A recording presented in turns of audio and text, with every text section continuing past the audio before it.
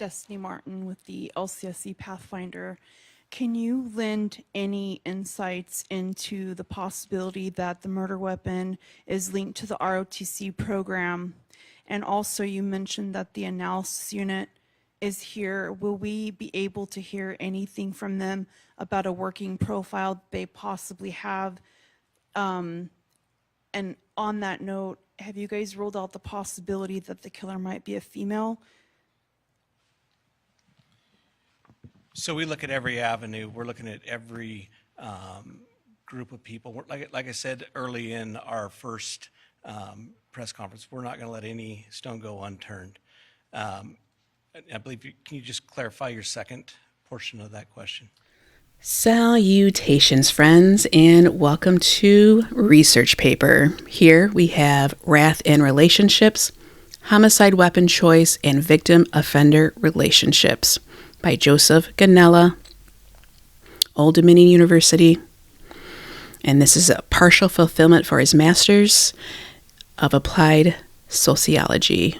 And it looks here, it was May of 2021, which is fairly recent. Thank you all for being here. Welcome back. We have a lot to discuss. A lot to discuss before we get into this paper. So, lots of information. I'm going to be going over a few different topics, as well as hitting on the Karen Reed case, because there are a lot of parallels of her case that reflect what's going on in the Bryan Kohberger case, who is the defendant of this crime, of these 4 homicides. First, we'll talk about the intro video. Now, I cut off Ms. Martin because she rambled on a little bit when Fry asked her to elaborate on her second question, which was, since the FBI behavioral unit was there, will they be looking into the possibility that a female committed these crimes? Which is a great question. And the first question she had was, will they be looking at the ROTC program at the university? Because there are K-bar knives there at the ROTC program. K-bar knives and knife sheaths. 2 excellent questions, which I want to say they were so excellent that they ended up doing a little deep dive on Ms. Martin, and they found out that the news source that she said she was affiliated with was not true, and they discredit her as a fake journalist, even though she asked the best questions out of all the quote-unquote journalists that were there. Oddly enough, I believe she ended up being in a major car accident, and she ended up as being deceased. I want to say within the year. Don't quote me on that. As for the white truck, yes, they are not the same. They are not the same white trucks. I just found it intriguing that 3 of the victims are found with footage that's not them, that someone else takes, where there is a white truck driving by them. The Xana Kernodle one, that's her sister recording her, and that is footage that we are told that is at a business when they're walking from the walking from the corner club to the grub truck. That was quite the song by the Beatles. That's back in 1936, the Clean Cut Beatles, but it's a very relevant song considering the information we'll be going through, where it's basically about intimate partner violence, that song. Moving forward, this is for educational purposes. We'll be using adult language, adult words, adult topics, adult methodology, objective commentary, and being as professional as possible. If these topics that we're going to discuss in this video may be uncomfortable for some, as it should be, because we don't really talk about these topics naturally. I mean, where are you going to talk about them? At work, at your school, when you see your family? But sometimes maybe we should, just so that, as Mr. Rogers says, if it's mentionable, it's manageable. And that this way it doesn't allow those who do perpetrate have almost a protective shield because of the lack of discussion. So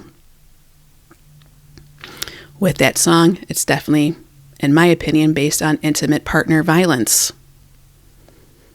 And that is definitely a topic we'll be hitting on here when it comes to, in the title, it's about the relationships of the offender and the perpetrator.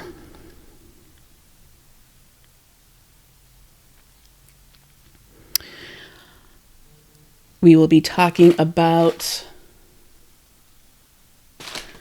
the Bryan Kohberger case in regards to the current information. I'm just going to hit on that. First, it almost is becoming cyclical.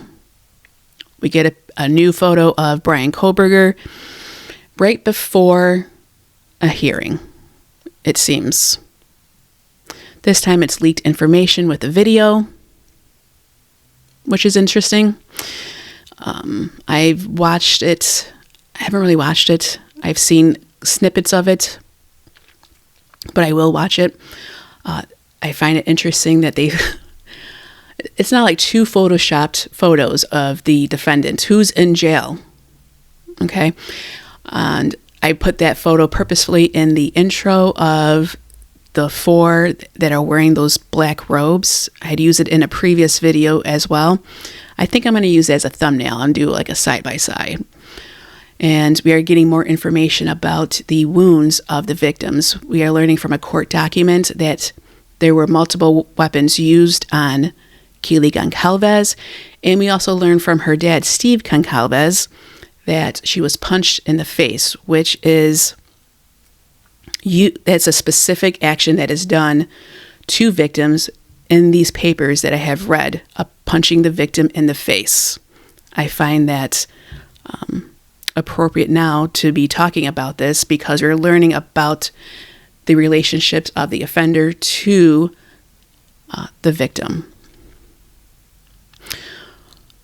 In the document that was brought to our attention the 24th of April, I had mentioned it a little bit about Madison Mogen and how the expert witness, Gary, states that she was intoxicated to the point where she was unable to defend herself.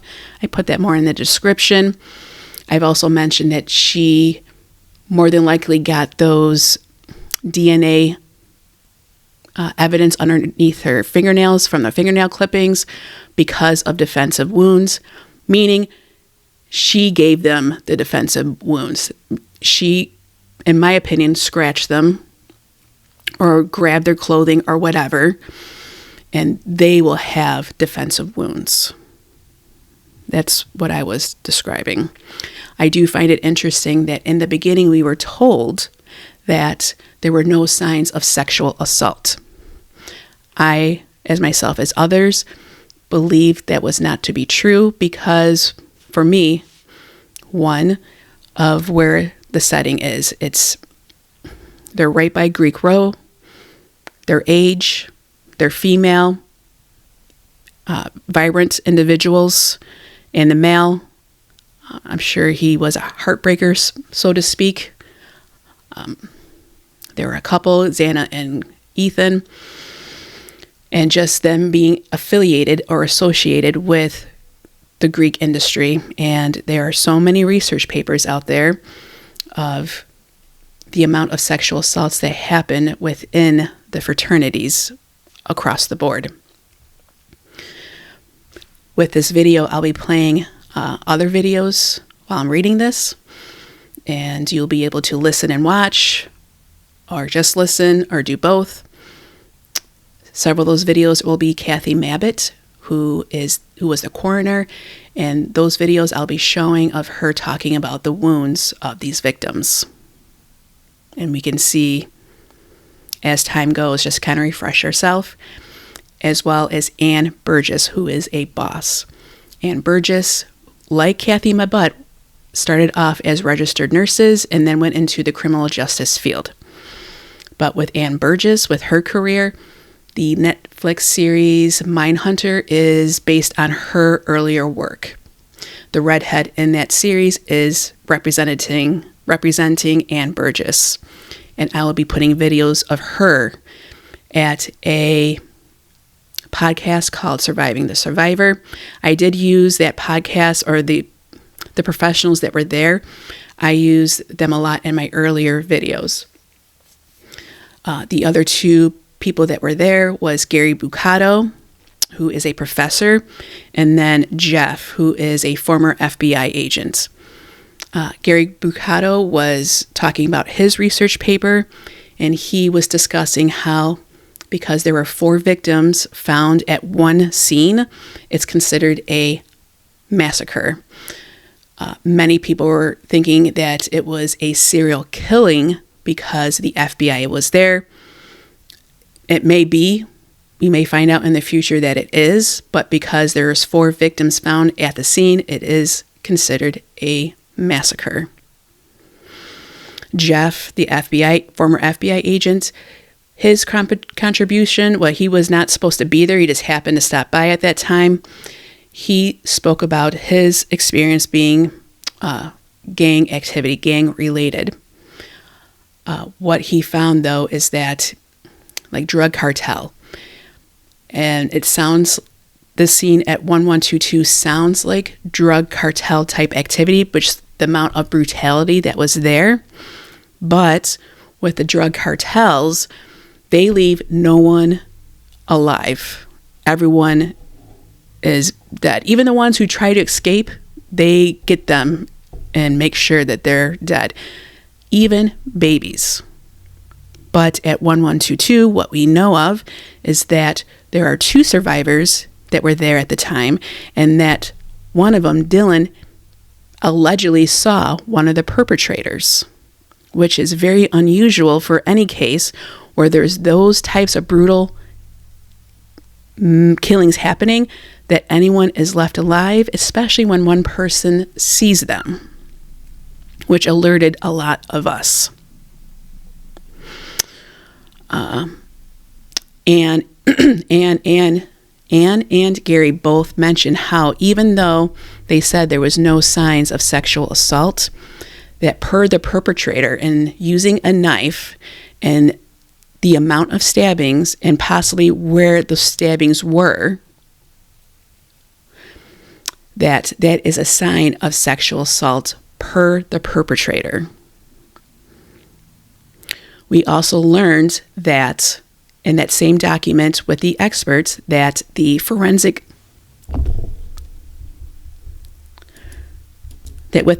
scientists, if you're going to call yourself a scientist or have that label, please make sure you actually do the science from beginning to end and all the way through.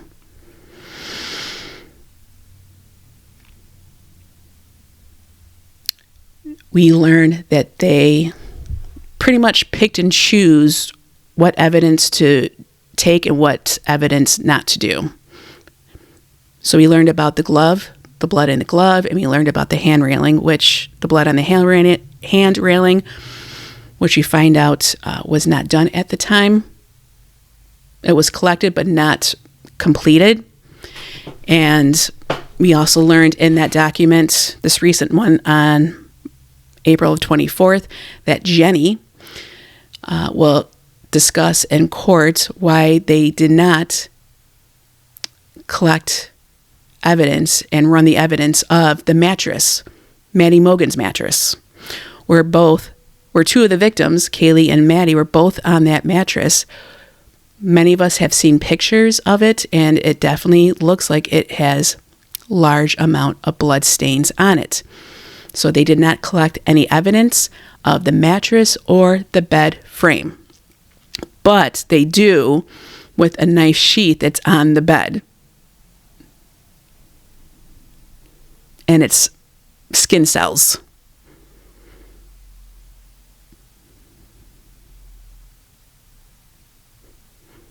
And they do not do any further testing on the knife sheath to see if any of the victim's DNA was on the knife sheath to connect the knife sheath to the crime scene.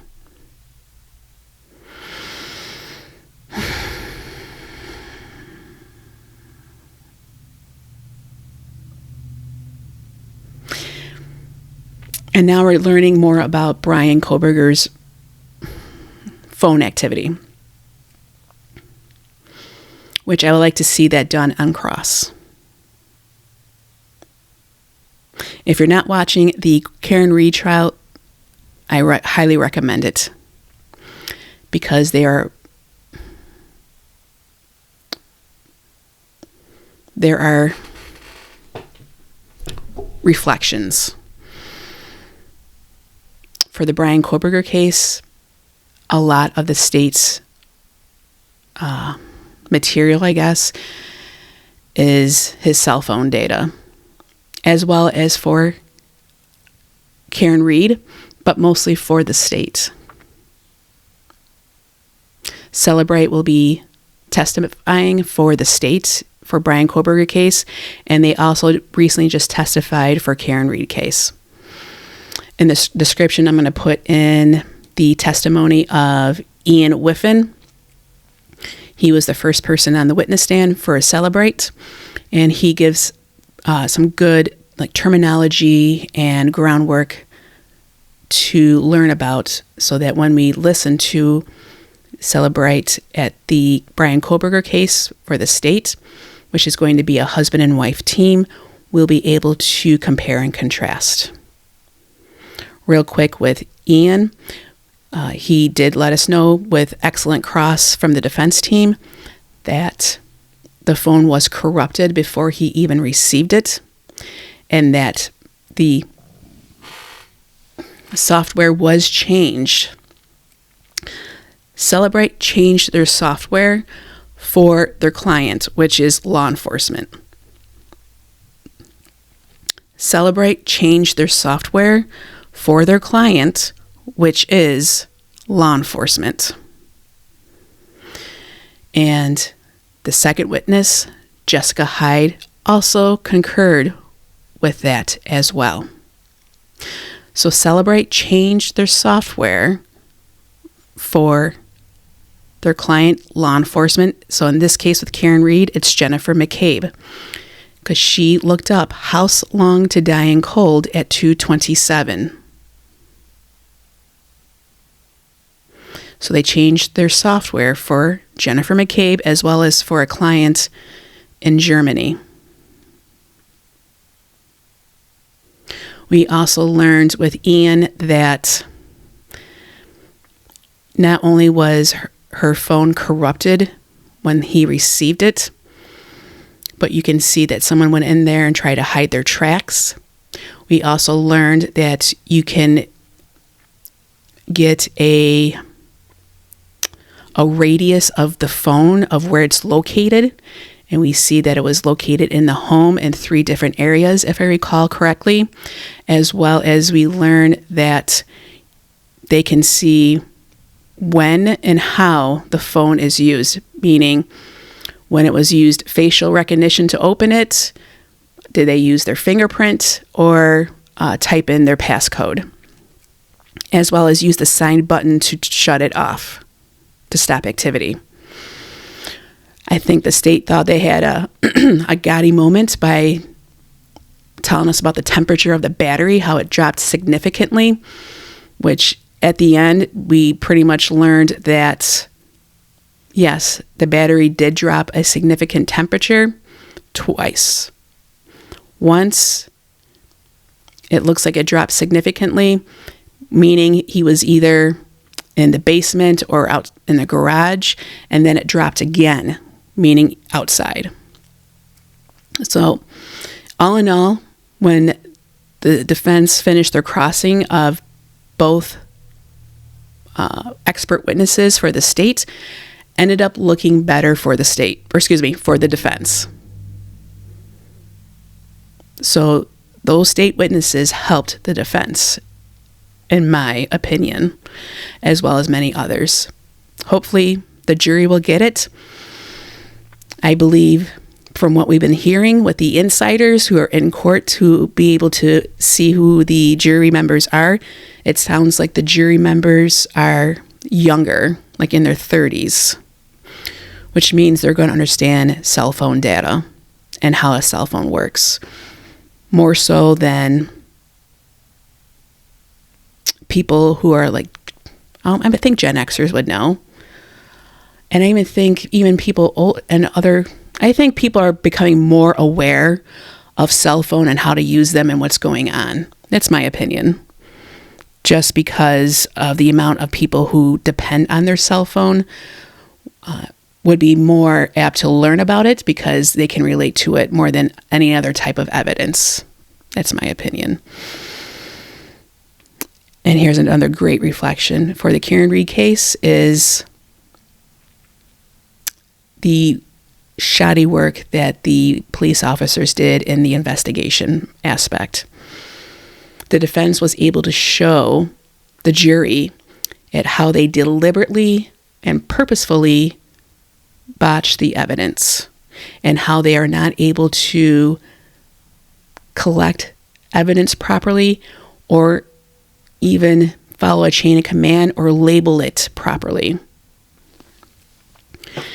If you did not watch the first trial, you're fine, because I did not watch it either. I just got the tail end of it where the jury was ready to be released, but before they did, the Albert showed up and sat in court for the first time and just sat there and stared them down, which is a definition of witness intimidation. Not what Aiden Carney is doing, is not anything near what the Alberts did. So in regards to the police work, the defense was definitely able to show the jury how they purposefully did not do their job.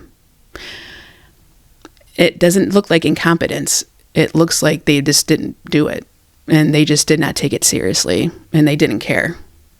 They clearly were able to show that, especially with the recent cross of Trooper Butnick, who is a sergeant. He literally got caught, well, not literally, but he got caught with his pants down in front of the jury. This is in regards to the shoe of John O'Keefe, the victim. His shoe was collected at 34 Fairview, which is at the crime scene, while the other shoe was collected in the hospital. One of the shoes was opened in an evidence bag. I want to say it's the right shoe. And then when Trooper Butnick opened up the evidence bag of another shoe, it was also a right shoe. It looked like a right shoe.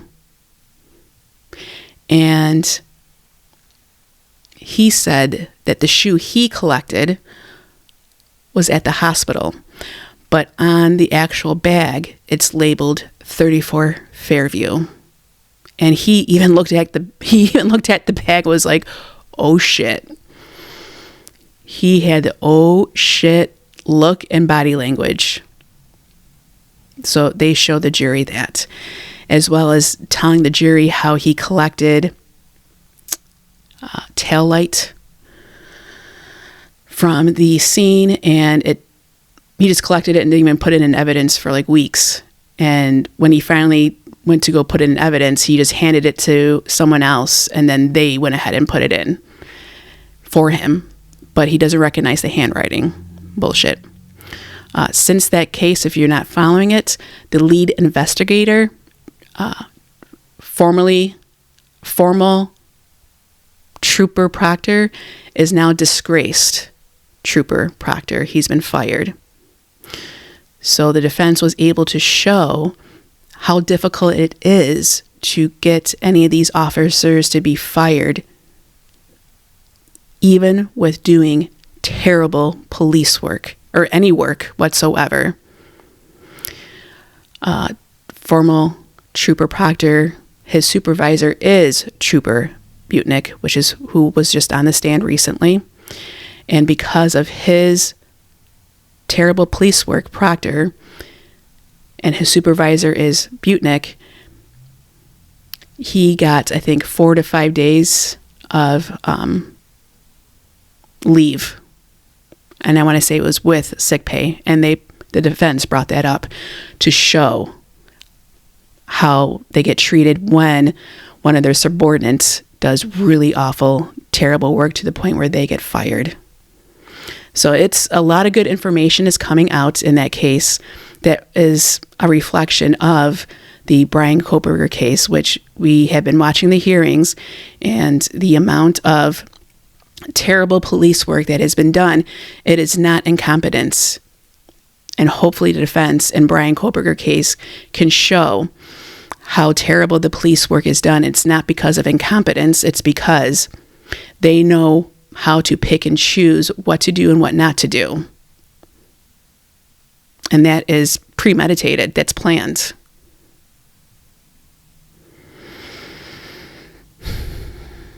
And it's just frustrating because the state is supposed to represent the victims, meaning the victim is John O'Keefe. The state of Massachusetts is supposed to represent the victim to make sure they get the right person who committed the crime in jail. And it's looking more and more that Karen Reed was framed. As per this case with Bryan Kohberger, the state is supposed to represent the victims of Xana Kernodle, Ethan Chapin, Madison Mogen, and Kaylee Goncalves. The state is supposed to represent the victims to make sure whoever committed those crimes is in jail to protect to protect us, the citizens. Mostly to protect the citizens of Idaho. And I find it interesting that recently, Ashlyn Couch's mom has spoken out and saying that Ashlyn has left Idaho. She no longer lives in Idaho, that she fears for her life. Why is she fearing for her life when we're told the person who committed the crime is in jail? We also have learned that 2 of the Goncalves' daughters who are in college out of state.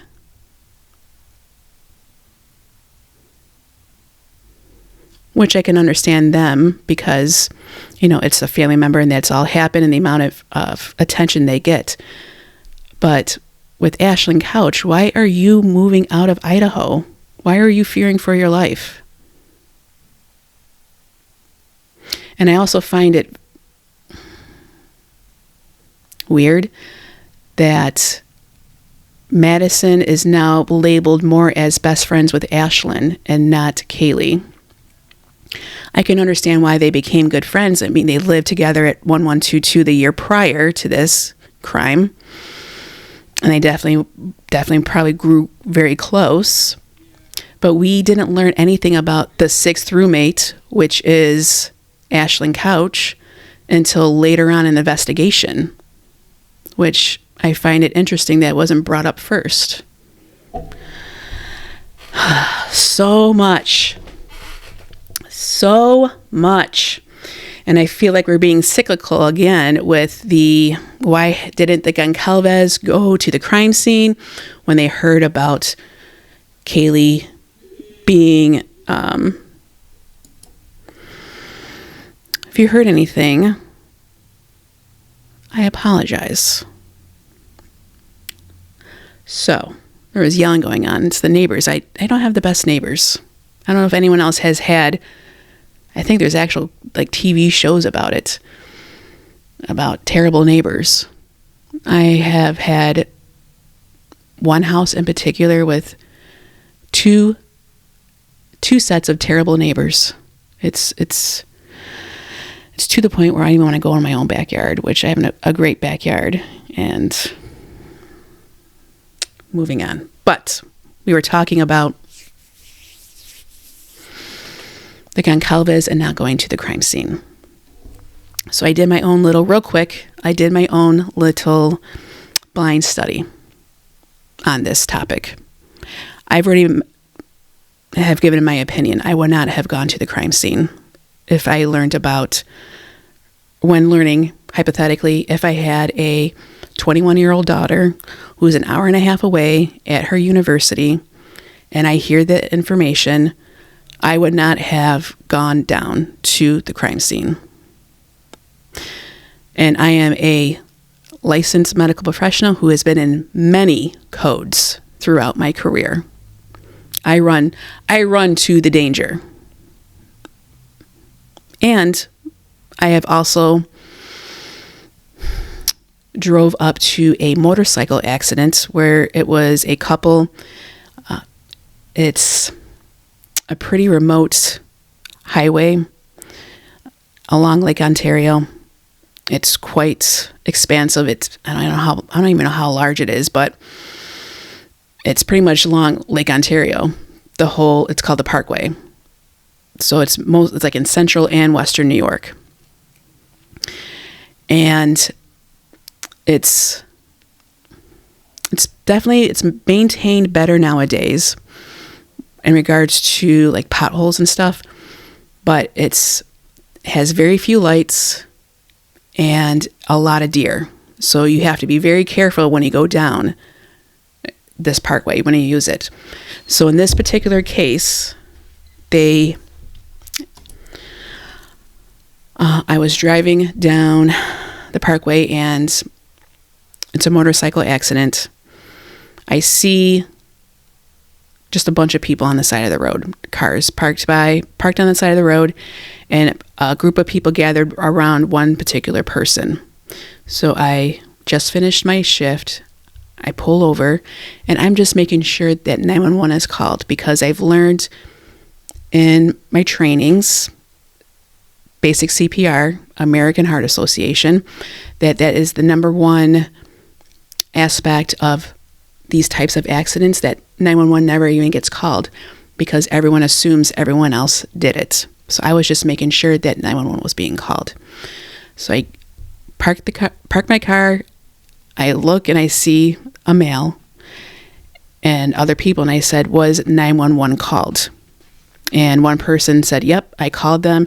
They said they're on their way, and for us to stand here and wait until the ambulance comes or the police come first. And the guy looks at me and says, I'm okay, but she's not. And I look over, and she is at the side of the road, face down. So I walk over to her. I don't touch her. I don't move her. I just talk to her. And what we've learned in the medical profession, that even though you think that people can't hear you, more than likely they can. So I just let her know the ambulance is coming, so on and so forth. But I did not touch her. And I just was paying attention to her breathing. And once her breathing started changing, chain Stokes is what it's called. Thankfully, the ambulance showed up, and I kind of like ran to them, like her breathing just changed, so on and so forth. So when I tell my coworkers about this, the first thing they said to me was, "You're stupid for doing that. You know how crazy you are for even doing that?" And it's because you can become liable by just trying to be helpful. Hello, Richard Allen. He was trying to be helpful, and look what happened.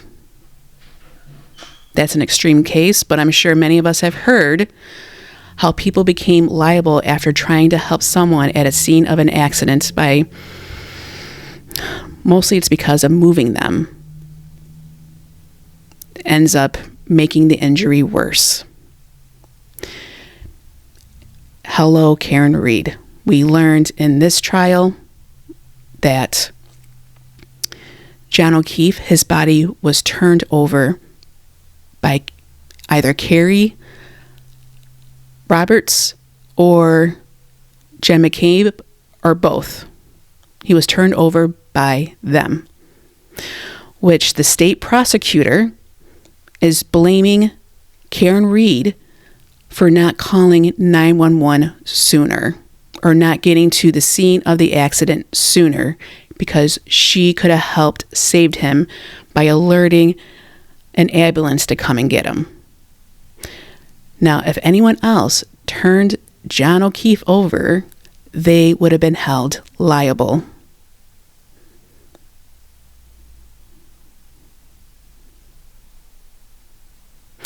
So, with that being said, when I was there at that accident, the scene of the accident, there was a trooper going around asking if anyone turned the body over or touched the body, which really rubbed me the wrong way, and I left after I gave my very minimal report to the ambulance. So when I asked my coworkers and people I know about this case, I asked two specific groups. Ones who I know of who have run to be a part of a code, and the other ones I asked who I know who, when there is a code, run the other way. They've never been in one and they run the other way. And that's fine. But because you're in a hospital setting and there's plenty of other people to do it, and you have everything that you need to be there. That's a controlled setting. You've got people around you that can help. You have the proper equipment. They choose not to be a part of it. Some people just don't want a part of it, and that's their choice. Even though they're medical professionals, but they give in other ways. I'll give them that. So when I tell these medical professionals, hypothetically speaking, you have a daughter, an hour and a half away at college, she's 21 years old, and you get a phone call from a family member saying something bad has happened and they believe that your daughter is dead.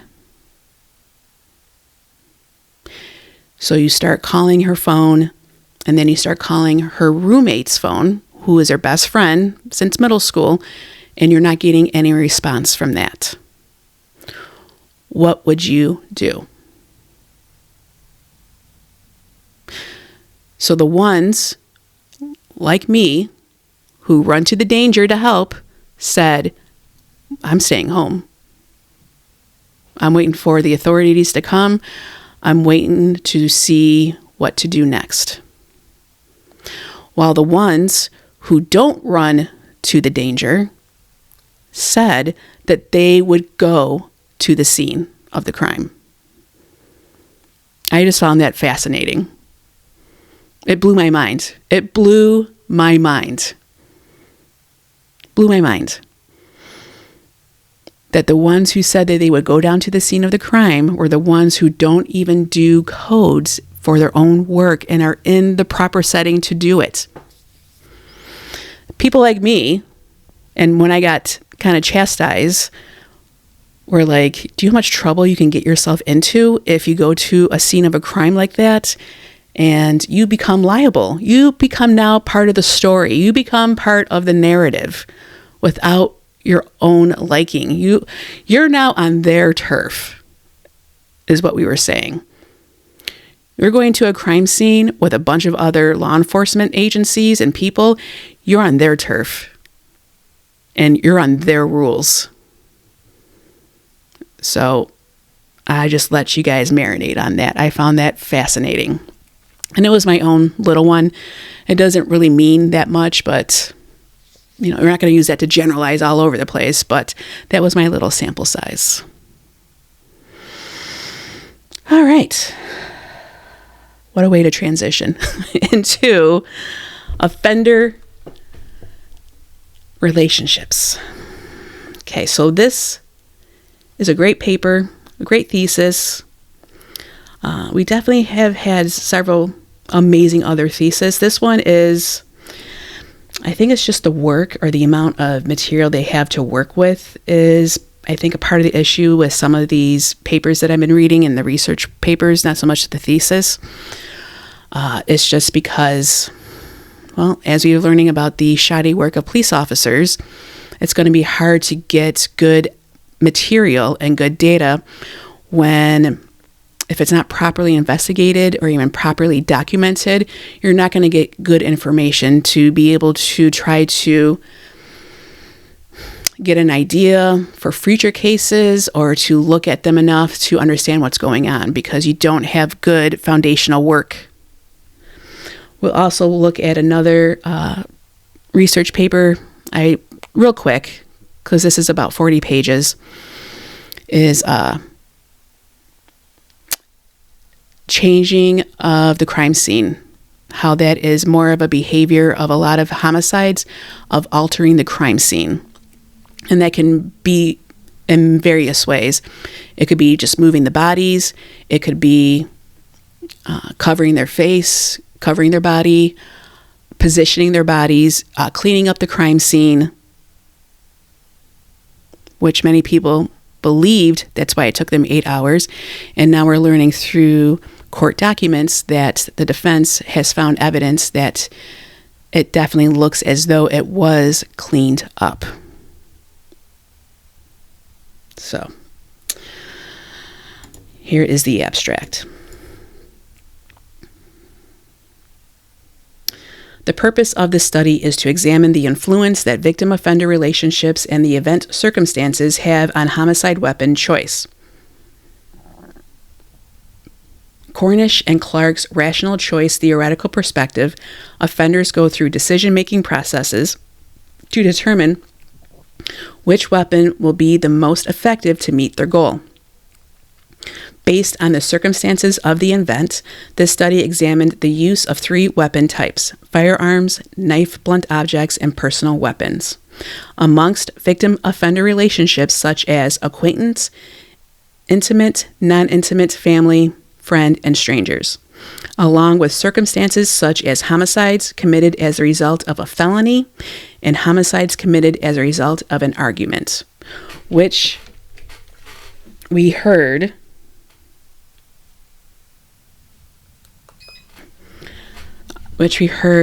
at 13:30. If you hear a beep, I got one of those vibrational plates to put under my desk because I sit for hours doing these, and this helps keeps the circulation going.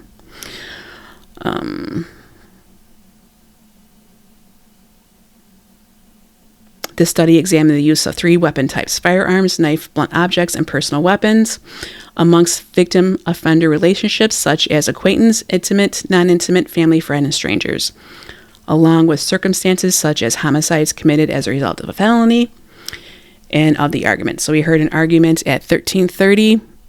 We heard Xana and Ethan's name there. We definitely heard some type of an altercation. And while knife, blunt objects, and personal weapons were used the most by non-intimate family friends and in argument circumstances.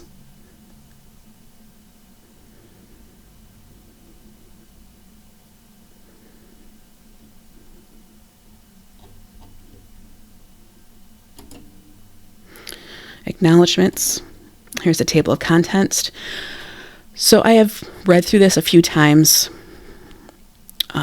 and we'll just kind of skim through the literature review.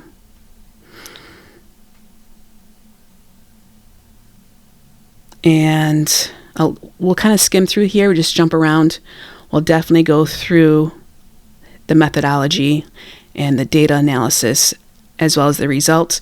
But as a literature review, we'll go through it a little bit just to get an understanding of the type of information that he used to kind of get a background of previous research that has been used and kind of give good points of how, yes, this makes sense and we can see that, or as this does not make sense and it does not because of the way it was labeled and how they categorized the relationships of the offender to the victim. So here is the introduction, Chapter 1. The spine-chilling sight of Michael Myers wielding his large kitchen knife in an attempt to kill his sister has spanned across 12 Halloween movies. Why did Michael Myers choose a knife? This is a rhetorical question that viewers of the movie asked after the incident. He could have easily achieved his goal using a more effective weapon, such as a firearm. The viewers can infer that his choice of weapon is influenced by the type of relationship that he and his potential victim had. Since the intended victim is his sister, their relationship is more meaningful to Michael, to the extent that the use of a knife was more gratifying and fulfilling than the use of a firearm or different weapon. Although this example is a fictional antidote, the notion that a homicide offender's choice of weapon can be influenced by the victim-offender relationship cannot be ignored. There is a multitude of relevant studies with a focus on analyzing weapon choice among homicide offenders. There is as well is an unlimited number of objects that can be used to commit a murder. Nonetheless, there is a paucity of research that address reasons behind weapon choice and offender relationship. This study seeks to examine reasons behind weapon choice and offender relationships as they pertain to murder and non-negligent manslaughter. The FBI defines murder and non-negligent manslaughter as the willful killing of one human being by another. And this is of 2016. According to the FBI Uniform Crime Report homicide data from 2013 to 2017, a total of 15,129 homicides were committed in 2017. 10,982 were committed using a firearm, 72.6%, as opposed to a total of 1,591 homicides were committed using a knife, 10.5%. Furthermore, 28% of homicide victims were killed by someone they knew other than family members, acquaintance, neighbor, friend, boyfriend, etc. 12.3% were killed by family members and 9.7% were killed by strangers. The relationships for the remaining 50% was undetermined. And this is 2017. And this undetermined, I learned through other papers, is either by, it's mostly because of the category of how they've been categorized, and as well as the lack of information, or if it wasn't looked into more of the initial police investigation, because this information is put into the FBI database. In addition, an analysis conducted by Decker found that in St. Louis, 70% of all homicides were committed with a firearm. Interestingly, Decker, 1993, also that firearms were used most frequently amongst all relationship types. Between relatives and intimate partners, the use of a knife was nearly doubled that of other victim-offender relationship categories. Decker's 1993 findings provide merit to Michael Myers' narrative, which I always think about Steve Goncalves saying, this isn't some Hollywood script or some Hollywood movie, which it's got to be difficult having people talk about your daughter's death like this. I can understand that. And, just with me talking about them not going to the crime scene, I mean, I don't have a 21-year-old daughter that's an hour and a half away at a university. But just with my personal experience of what I just mentioned to you, and even though I've never been in that type of situation, I was just trying to make sure that 911 was called. I knew enough not to even get near or around enough of the victim at that time, just because of the amount of times you hear of people getting screwed over, of trying to help other people. And I mean, who knows? I could be totally wrong from this. And if so, I would definitely learn of why I was wrong and what I missed and how I could have seen it, maybe gain more knowledge of why I didn't understand what had happened. So I'm just going where the evidence is leading to. And unfortunately, on many of these cases, the three that I've mentioned, the evidence doesn't look good from the state to help convict the person they said who did it. And the burden is on the state. That's their burden of proof. And the amount of publicity is needed to help skew the public's, I guess, thoughts on who actually did it. They do a lot of work to make him look guilty, which has always bothered me and still does now.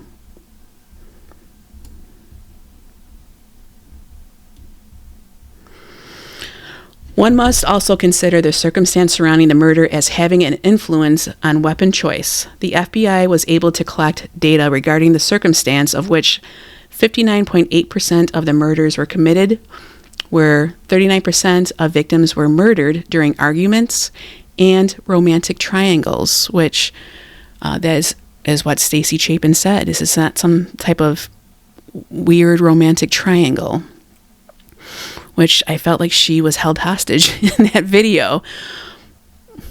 Maybe she just seemed that way because she was held hostage of the circumstance she was in, having to do this interview for the news based on her own son's murder, which is, who wants to be a part of that? That's terrible. And then you have to still be a mom to your other two children, his two siblings. It is weird, but I also find it very strange, and this is my opinion, this is the way I see it. I also find it very strange, like the amount of hustling she was doing after his death. Like, she had bills to get paid. Writing a book, I can totally see that, because that will help with the healing process for her and her family. Totally understand that. But then to like go on a press tour with it, as well as selling these blue glasses, it rubbed me the wrong way. It was like she had bills to pay and she took her opportunity to do it. And I don't know if you're aware of this.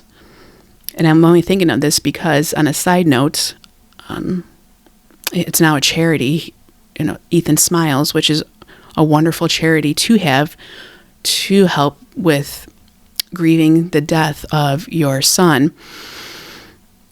I just went to Taco Bell for the first time in years because I was craving like one of their sweet drinks. And it's a charity. It's a charity. Taco Bell is a charity. Hold on. All right. So it says, I noticed it on the receipt. It says Taco Bell Foundation is a public 501c3 charitable organization. So I don't know how that works. I don't know how that happens. I don't know that much about commerce. I just found that interesting. All right, so one must also consider the circumstance surrounding the murder as having an influence on weapon choice. The FBI was able to collect data regarding the circumstance of which 59.8% of the murders were committed, where 39% of victims were murdered during arguments and romantic triangles. The remaining 20.8% considered felony-type murders that occurred concurrently with the commission of another felony, such as rape, robbery, burglary, which they said in the beginning when Bryan Kohberger was charged with 4 homicides and burglary, which, if they knew in the beginning that the way the crime scene was, that this was someone that they knew,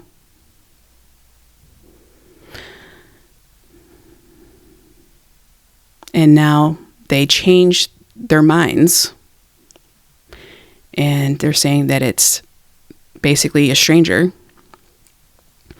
and they added burglary to it, even though there was no signs of forced entry, which that doesn't mean necessarily that doesn't mean it's a burglary.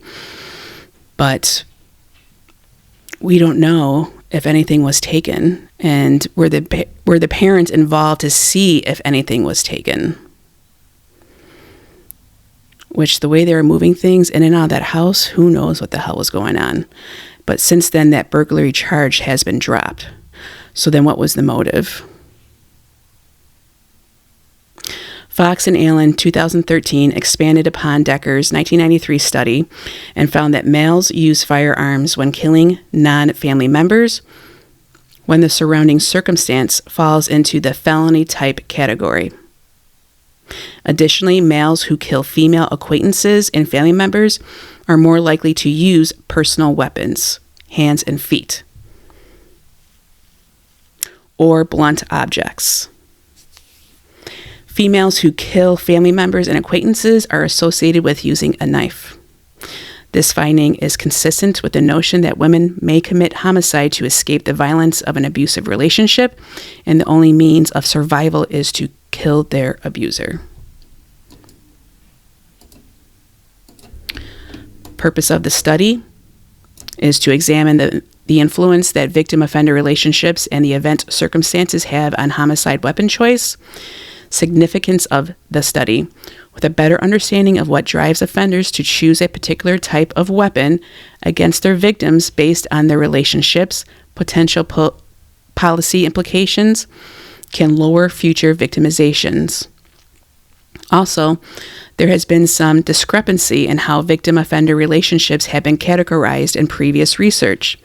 This study will attempt to provide a more structured classification of relationship types, which can offer unyielding use for future studies to expand upon. With fluctuating homicide rates year after year, there is a continuous need for additional research into the topic of homicide. So here's the literature review, and we'll start off with this, and then as we get a good understanding of what's going on, then we'll go to his part of his study. This chapter examines previous literature regarding the association between the weapon used in a homicide and the victim-offender relationship. The chapter begins with the discussion of research pertaining to acquaintance, stranger relationships, and intimate relative relationships.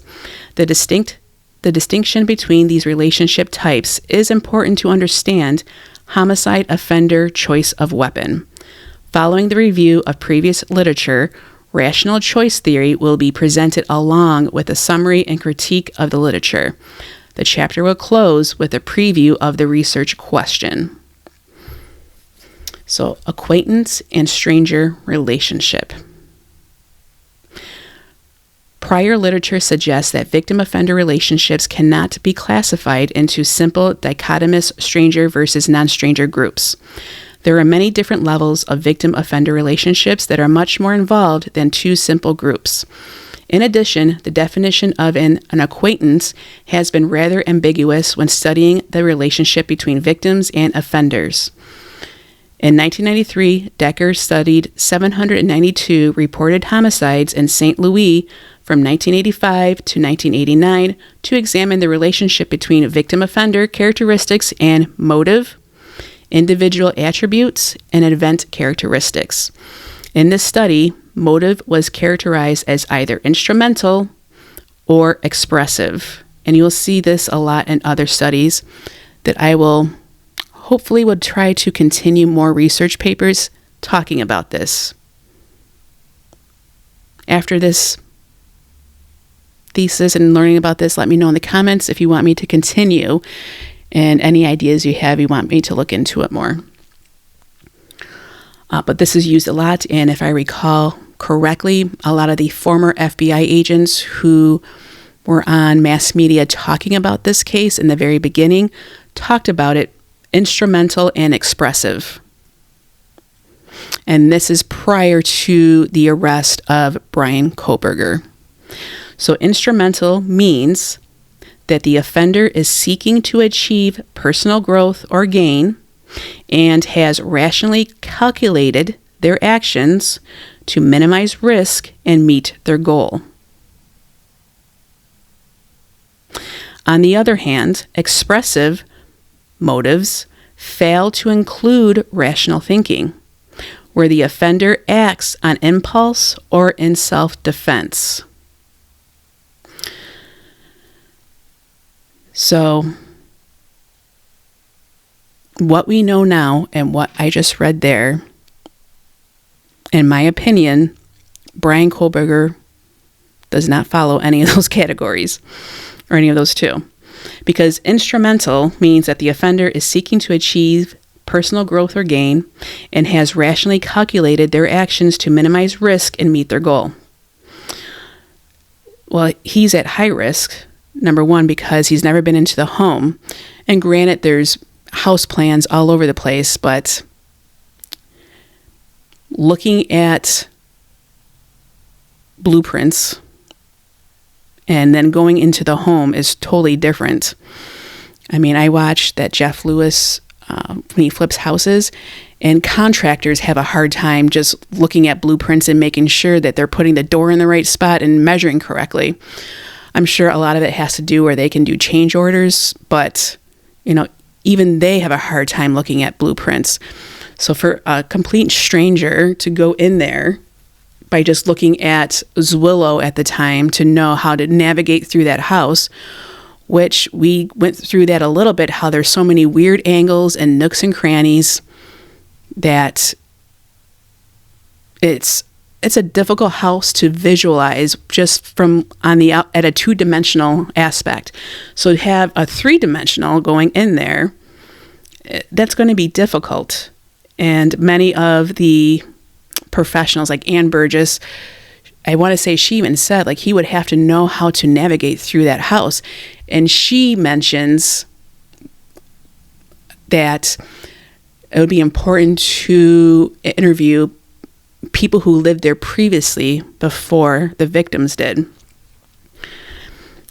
So as well as, Kaylee just got that brand new car.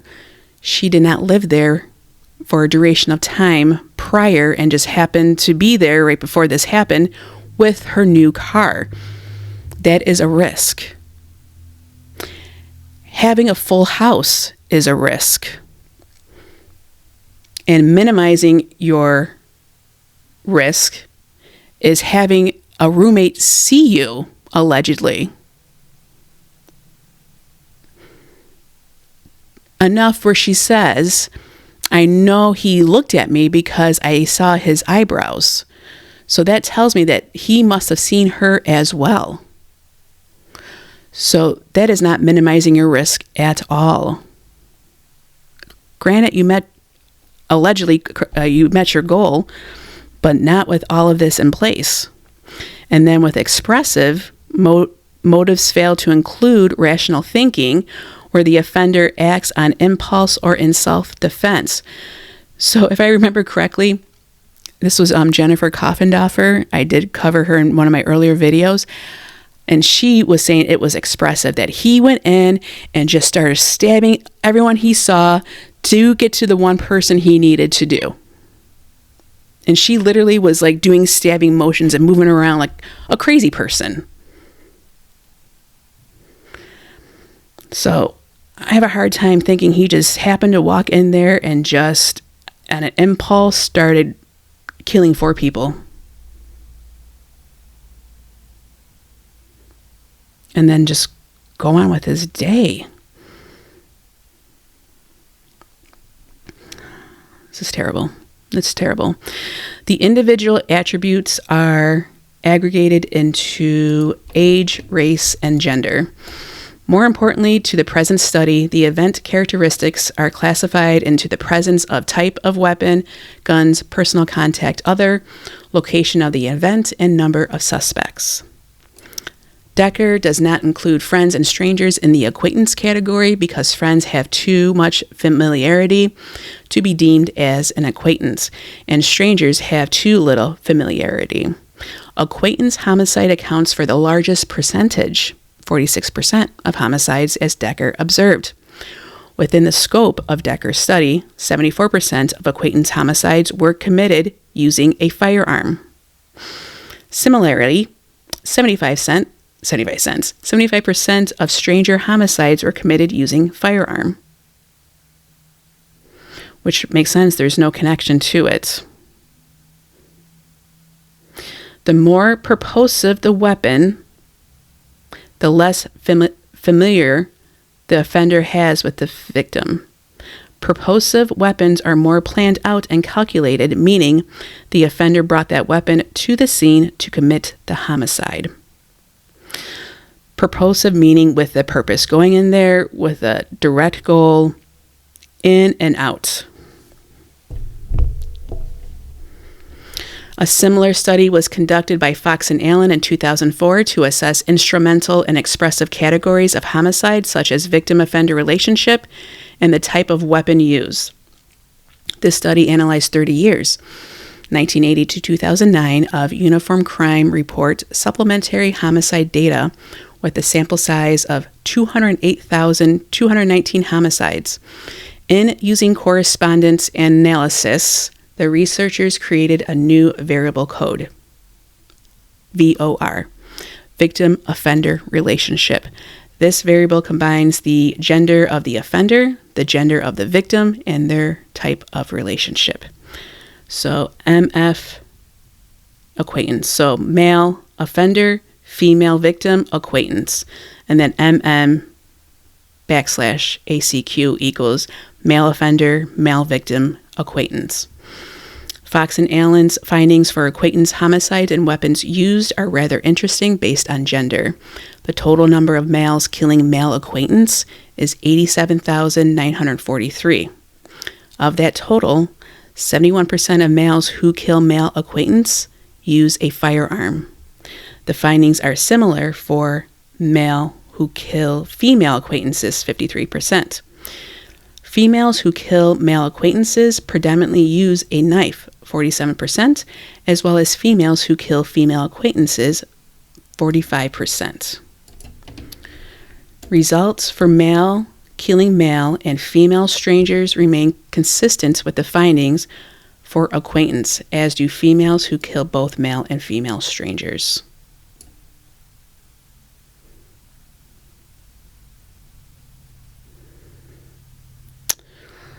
All right, so we'll read this one. In another study, Quinton and Noon sought to examine, this is 2014, solved and unsolved homicides in Indianapolis from 2004 to 2011, using a sample size of 829 documented homicides that evaluated victim-offender relationships with the method of homicide weapon for solved and unsolved murders.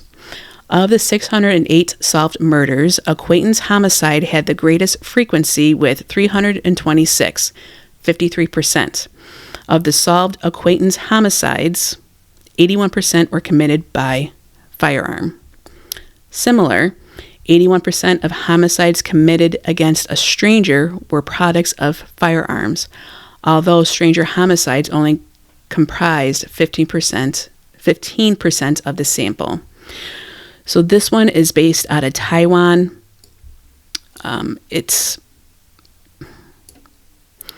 Their results were different because of, first, the definition of homicide is slightly different in Taiwan than it is in the U.S.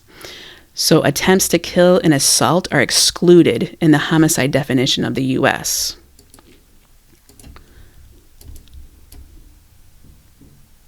And with that definition, disparity may create a risk to generalize the findings from Taiwan homicides to the U.S.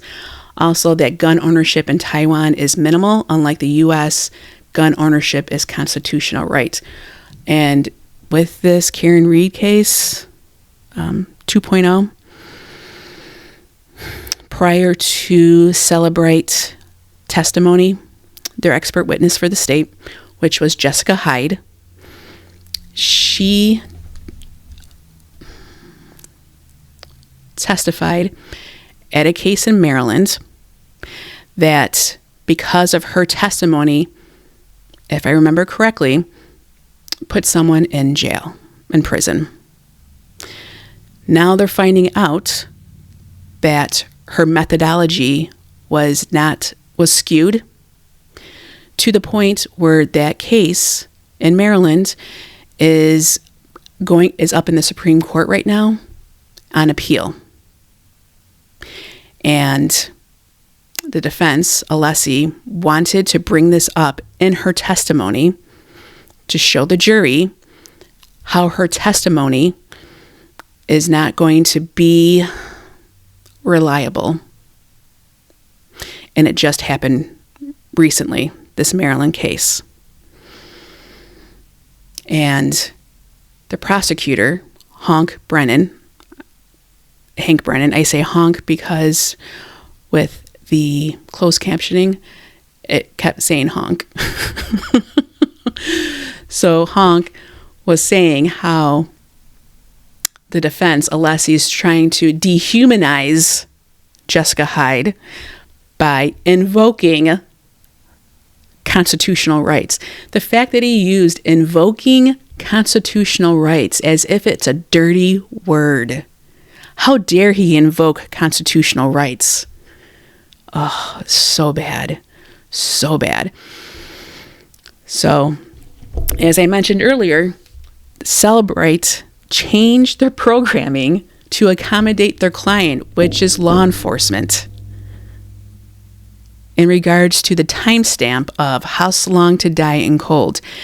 Every other accredited company that does forensic data is able to see the timestamp, but not at Celebrite because they changed their software so that, if I remember her testimony correctly, does not show up initially.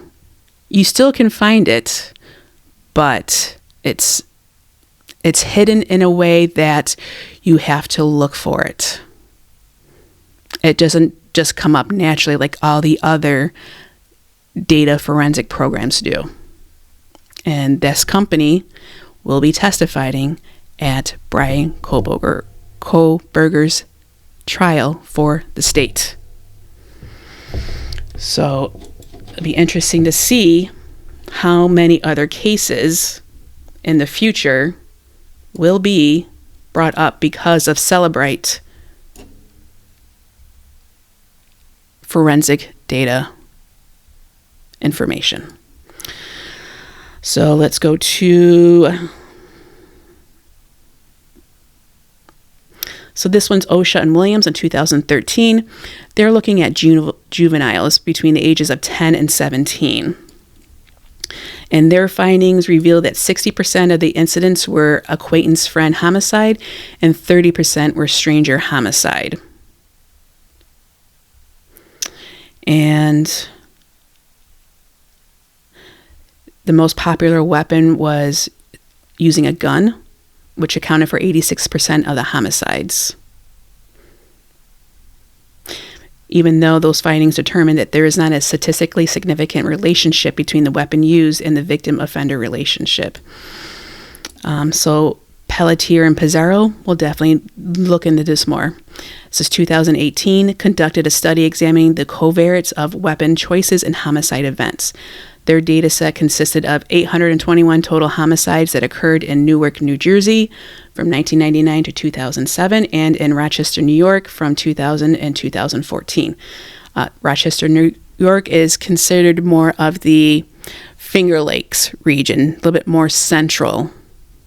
This study presented two research questions. First, what factors influence the use of a particular type of weapon in a homicide? Second, how does the method of weapon retrieval or lack thereof affect the choice of weapon? The dependent variable for the first question is the type of weapon used to carry out the homicide, aggregated into firearm, 68%, cutting or blunt object is 21%, and other weapons is 10.1%. The second dependent variable refers to the retrieval of the weapon, coded as other, which is 5.4% on scene, 12.2%, and carried 82%. Independent variables for this study included location, inside or outdoors. The mode is face-to-face or other. Alcohol is yes or no. Number of offenders and number of victims, which is continuous. Motive is other, drug or gang, dispute, robbery, domestic. Threat, yes or no. Planned, yes or no. Victim-offender relationship, intimate family, friends or acquaintance, stranger.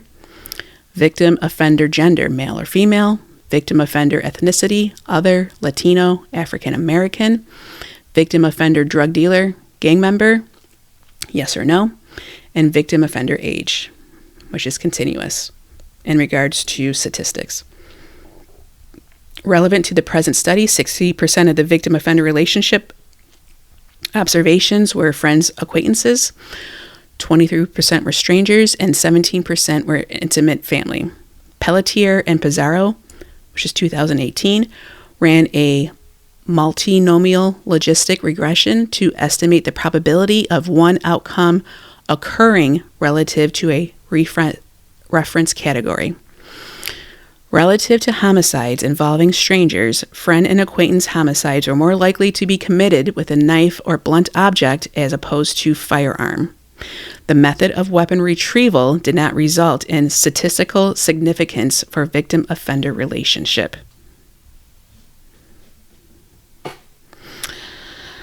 Pizarro, Holt, and Pelletier in 2019 explored the situational transactions of homicides and how those transactions differed based on incident weapon and the use of a firearm. This study encompassed a mixed methods approach. Quantitatively, data from 705 homicides from the Newark Homicide Project analyzed the depending on descriptive frequencies, Bivret chi-square tests of independence, comparison of means, and multivariate logistic regression to estimate the probability of a firearm used to commit homicide relative to other weapon choices. The independent variables included planned aggression, drug-related, gang-related, victim-offender relationship, setting, mode, number of victims, and number of offenders. Victim-offender relationship is coded into 3 subgroups: intimate, familial, friends, acquaintance, and stranger. Qualitatively, 297 homicide incidents were recorded in Microsoft Word documents, which were transferred into NVIVO. I'm not a fan of Microsoft Word. We do not get along. So let's see what happened here. It just kind of tells you how it goes through it.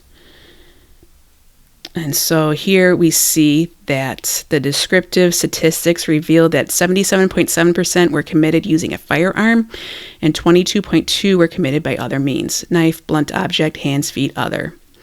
Most of the victims and offenders had an acquaintance type relationship, 38.4%, when compared to intimate, familial, stranger relationship. I don't like that intimate and familial and stranger all in one. A stranger relationship is statistically significant, increasing the odds of a firearm homicide by 5.929. Qualitatively, the themes that emerged through Pizarro, Holtz, and Pelletier's analysis included doing crime, establishing the moral order, and demanding esteem. Homicides using firearms fall under the doing crime theme, which emerged in 73% of firearm homicides. Firearms were part of the lifestyle of offenders and victims, even if they did not know each other. So that shows how it is not an personal, intimate crime. It's just do it and move on. It's just a means to an end. So whereas with intimate and relative relationships in Decker, 1993, findings related to intimate and relative relationships and weapon used varied from the aforementioned findings regarding acquaintance-stranger relationships. Among friends, romantically linked persons, and relatives, however, the use of a weapon involving some form of personal contact, such as knives, clubs, hands, was nearly doubled that than for other categories. The more intimate the relationship, the greater chance that a more personal weapon will be used. Intense relationships seem more likely than more casual relationships to be insulated against the purposive efforts required in using a weapon.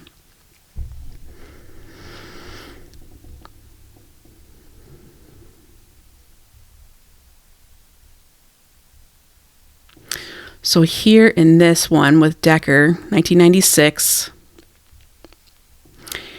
he wanted to further explore the classification of relationship types into different categories.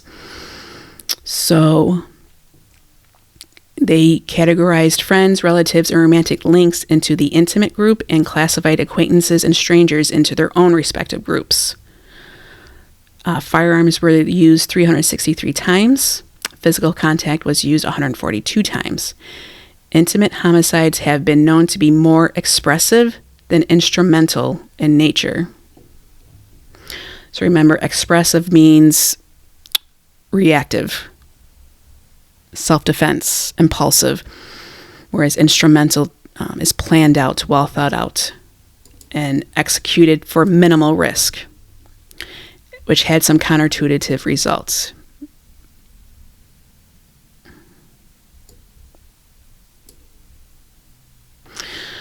So when physical contact was the primary weapon used, more instrumental motives were present for intimate, which that makes sense. These findings contradicted previous results where physical contact was more expressive in nature, correct? Meaning physical contact was less premeditated and more of an emotional response.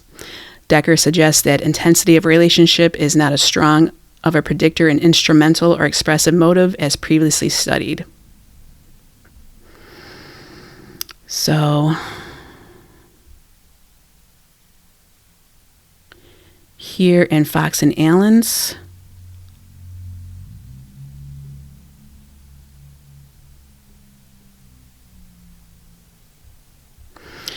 so here he talks about how it's a two-way correspondence analysis places males who kill male family members and males who kill female family members, and females who kill female family members in the same results group,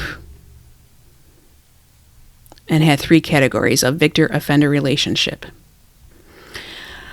Are more likely to use blunt objects or no weapon at all to facilitate the homicide. And with this information, it rendered inconsistent results because of the misclassification of boyfriends and girlfriends. Because what he did is he classified boyfriends and girlfriends into the acquaintance category, which, no, absolutely not. And they were doing that in regards to like family, which is intimate, and then saying the acquaintance is boyfriend or girlfriend. But they're not your acquaintance. That's in a relationship. That's intimate. So then with Pelletier and Pizarro's, conclude that relative to incidents involving strangers, family intimate partner homicides are more likely to be conducted using a knife or blunt object. Also relative to homicides involving strangers, other weapons, hand, feet, motor vehicle, fire, ropes, pillows, and deprivation of food are more likely to be used in family intimate partner relationships or homicides, which makes sense because those are hand, feet, fire, ropes, motor vehicle, I guess, pillows. These results conclude that the closer the relationship, the less lethal of a weapon used to commit the homicide. That makes no sense. Moreover, in their qualitative analysis component, their mixed methods approach concluded that other weapon types, knives, blunt objects, bricks, motor vehicles, and the offender using their own hands to beat or strangle the victims, fit the theme of establishing moral order.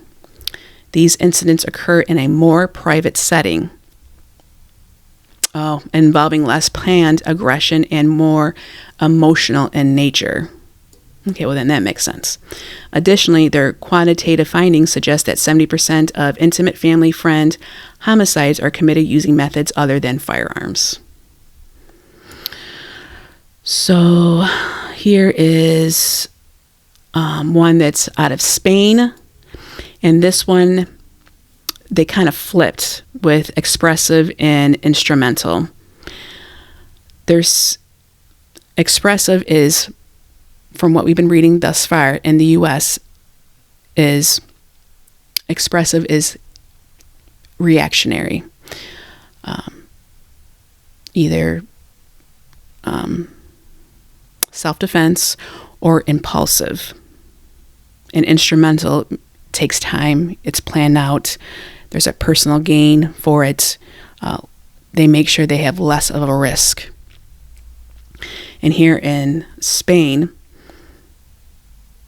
their expressive is previous threats, violence, previous breakup, previous conflict, asphyxiation, stab wounds, gunshot, blunt object.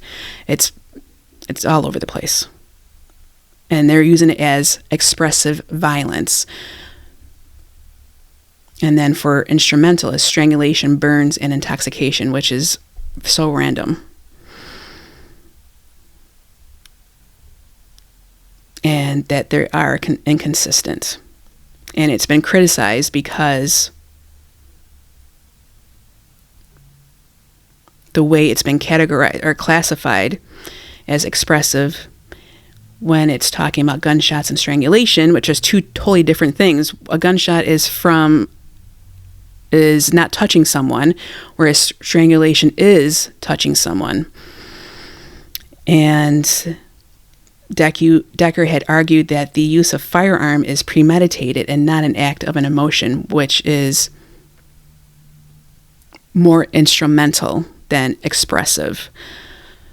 So that study is just showing the inconsistencies and how if you're going to use that study, it's not going to fit because the categories are different, the classification is different. And then here is Chan and Bogard, 2014. They were interested in studying the interactions between victim characteristics and single victim male sexual homicide offenders. The data for this study was taken from the FBI Supplementary Homicide Report from the years of 1976 to 2001. The final sample included 2,472 single victim male sexual homicide offenders, SHOs. In relation to the present study, the offender's choice of weapon type was categorized as either a personal weapon or an edged weapon, which is what we were told in the beginning of this case, a sharp-edged weapon. Personal weapons include killing with hands and feet, strangulation, beating, asphyxiation, drowning, and defenestration, which is the act of throwing someone out of a window. Whereas edged weapons are referred to as different types of knives. Victims were dichotomized as either a stranger or a non-stranger. Other variables examined include SHOs, age and race, victims' age and race and gender, location, urbanist level, and they use a chi-square interaction conjunctive analysis. So those results were 42.9% of the males, SHOs, used a personal weapon, whereas 29.3% used an edge weapon, and 65.4% knew their victim. As a result of the conjunctive analysis, sexual killers are the least likely to use a knife during the sexual homicide when the victim is male, non-adult, not a stranger, and a different race from the perpetrator. Interestingly, SHOs are also likely to kill with a personal weapon following the same combination of variables. Alternatively, SHOs are most likely to use a knife when the victim is male and of a different race, regardless of age and relationship. In simpler terms, SHOs are more inclined to use personal weapons when the victim seems to be physically weaker than they are. Makes sense? A limitation in the study is the dichotomous stranger-non-stranger relationship. As previously stated, relationships are much more complex and must be classified as such. Very good. So they do a very good job. This person has a very good understanding of the research, the who, the what, the what, the why, and how. So with that being said, we're going to jump ahead to their information because they have shown to me that they have a grasp of not only the information, but be able to be objective about it. So we're going to jump around here.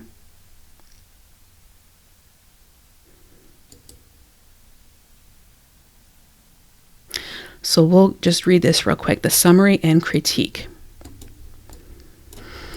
Based on the findings from previous research presented in this literature review, two common themes of acquaintance, stranger relationships, and intimate relative relationships emerged in relation to weapon choice. Acquaintance relationships made up the greatest percentage in homicide studied, and the weapon of choice was most frequently a firearm. However, results did show that amongst intimate and relative homicides, there was a greater percentage of knives and personal weapons used in relation to the acquaintance and stranger category. Although these findings held true across most studies, acquaintance and stranger homicides are not proven to be only committed by firearm in an instrumental fashion. Instrumental, if you remember, it's planned out, it's well thought out, there's a need for personal gain or goal, and the least amount of risk is the most important part when going to commit this crime. Moreover, intimate relative homicides are not only subject to homicides committed with knives or personal weapons. Other situational factors that have an impact on weapon choice were also explored in previous research, including victim offender age, gender, race, location of crime, and the circumstance surrounding the event. Although the previous empirical studies provide insights into victim-offender relationships and weapon choice, there were some limitations in the available literature. First, across different studies, researchers had different definitions of an acquaintance. Decker claimed that friends were too intimate to be included as acquaintances and strangers were too unknown. Right? Because are they really strangers? We don't know unless they do very good investigative work to make sure. Fox and Allen grouped friends, boyfriends, and girlfriends into the acquaintance category, which contradicts the consistency of other studies. Likewise, Chan and Burgard used a dichotomous classification as stranger and non-stranger relationships. These broad categorizations can mask true commonalities and results amongst other kinds of relationships. Without a true distinction between what is classified as an acquaintance, findings may be interpreted differently, and a significant conclusion is harder to make. Second, based on a study in Taiwan and another in Spain, it is clear that the decision-making processes amongst the homicide offenders in Taiwan and Spain differ from the decision-making process of offenders in the U.S. due to different opportunity and situational factors. For example, in Taiwan, there is less gun ownership than the U.S., significantly lowering the number of homicides committed with a firearm. This distinction is noteworthy because firearms are the leading homicide weapon in the U.S. It may be harder to generalize quantitative findings from different countries because of the cultural differences. Furthermore, the definition of homicide in Taiwan includes attempted homicide, where in the U.S., homicide and attempted homicide are not interchangeable.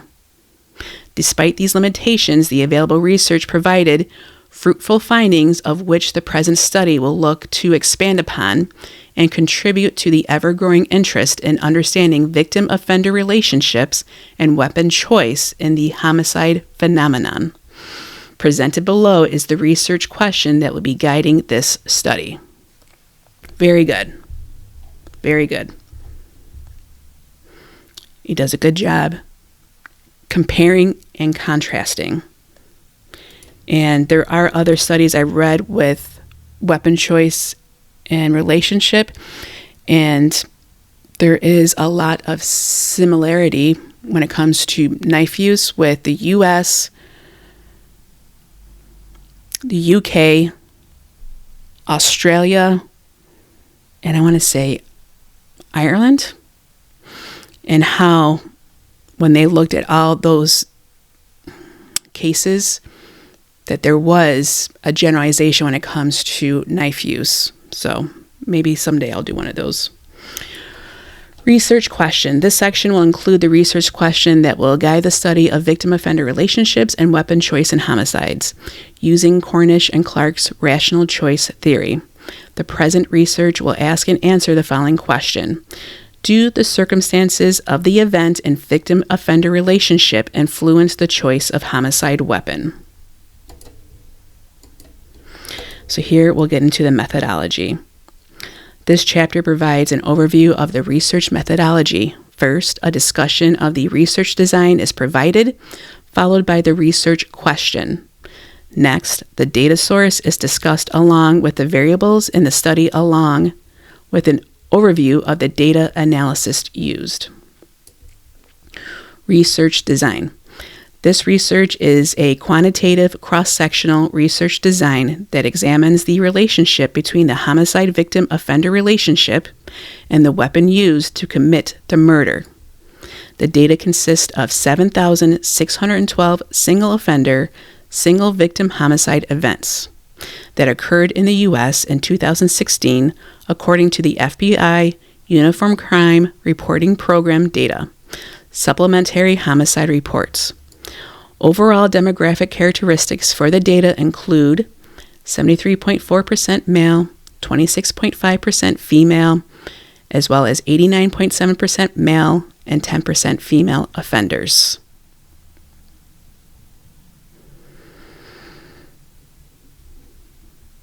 So we have a low percentage of female offenders. The victims and offenders' ages ranged from 1 to 99 or older, with the victim's mode age range from 30 to 54. An offender's mode age range is from 18 to 29. The sample is also made up of victims that are 52.7% white, 42.7% black, 2% Asian, 1.4% American Indian or Alaskan Native, and 1.2% unknown. The sample of the offender's racial composition is 49.5% white, 45.6% black, 1.7% Asian, 1.2% American Native, and 2.1% unknown. So even though, in regards to this case of the Idaho 4, they don't necessarily fit in some of these data points in regards to the age, because here the victim's mode age range from 30 to 54, but the offender's age range does fit 18 to 29. Well, if you believe that the offenders, like William Thompson said in the beginning, it's someone that they know. So they're going to be within the age of 18 and 29. But who knows? Maybe they were older. Maybe they knew people who were older than them that did it. The point is to be open about all the information that we receive. To be open about it and to not make hard decisions. So the research question is, the study is interested in exploring the relationship between the homicide victim-offender relationship and the weapon used. The research will ask and answer the following question. Do the circumstances of the event and victim-offender relationship influence the choice of homicide weapon? And the hypothesis is, if the offender has a prior relationship to the victim, then their likelihood of using more personal weapons increase. The data source. The data from this study is taken from the 2016 FBI Uniform Crime Reporting Program. The data. Supplementary homicide report accessed through ICPSR. UCR program contributors compile and submit crime data directly to the FBI or through their site or through their state UCR programs. And this is of 2016.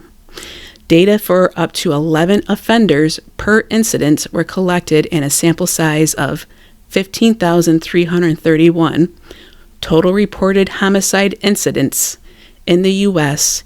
and U.S. territories in 2016 were created. The present study focuses only on single offender, single victim homicides.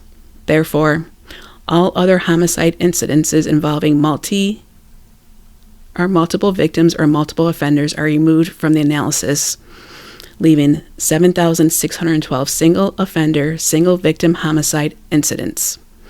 After the variables below were recoded and missing value were removed, the final sample analysis consisted of 4,051 single offender, single victim homicide incidents.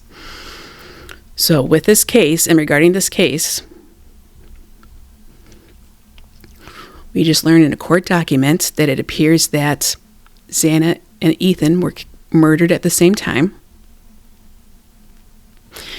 and that from what the information we've been receiving so far, and also you have to put in mind that you have to understand what you're getting and what they're not saying at the same time. So we learned that per Dylan, which is not the most reliable witness, but she said that Kaylee came down the stairs. And I have one regret. There was this TikTok that was going around years back where this person did a simulation with the home, and their theory was that Kaylee was in her room initially with Murphy. She heard something going on in Maddie's room. She goes and checks, or she goes and hears that something is going on. She goes downstairs to alert the other housemates and then runs back and goes in to help Maddie. And I'm constantly looking for that TikTok, and it's like a needle in a haystack right now. And this was years back that this person said this. So that's definitely a strong possibility in my opinion. So it was a single offender, single victim homicide incident. So this is not totally with our 4 victims that we have been told. We've been told that it happened in the home. Some people do not believe that. They believe that it happened outside the home and then they were brought to the home. And some people do believe, yes, it happened in the home.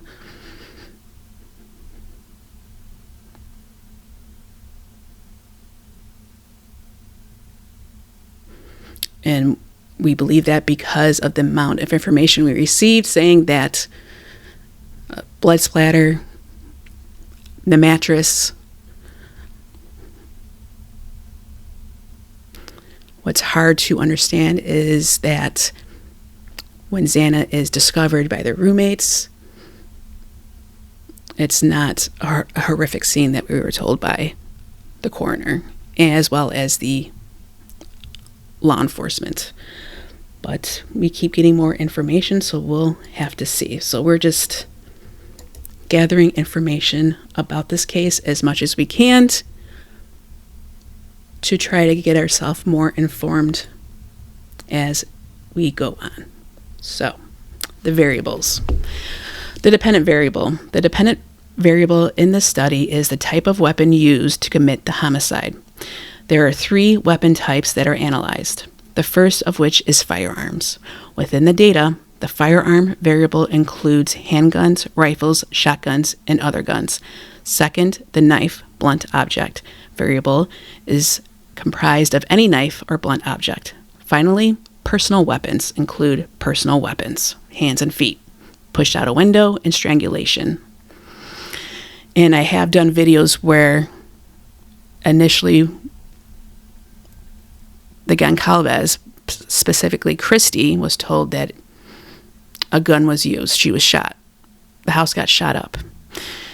And PBS also said from their sources that a gun was used as well. We learned that, I'm going to find that court document where they purposefully, or they went ahead and got the video footage, security footage at the hospital, so we can't see who came and went from the hospital at the time, or between the hours of whichever before and after of this crime. It'll be interesting to see if any of the medical professionals stand up and come forward. I'm sure they're probably terrified.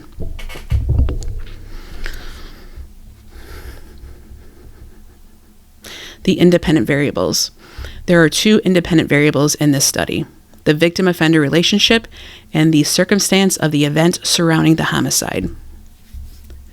Each variable that falls under the 2 independent variables have been dichotomized into binary no or yes.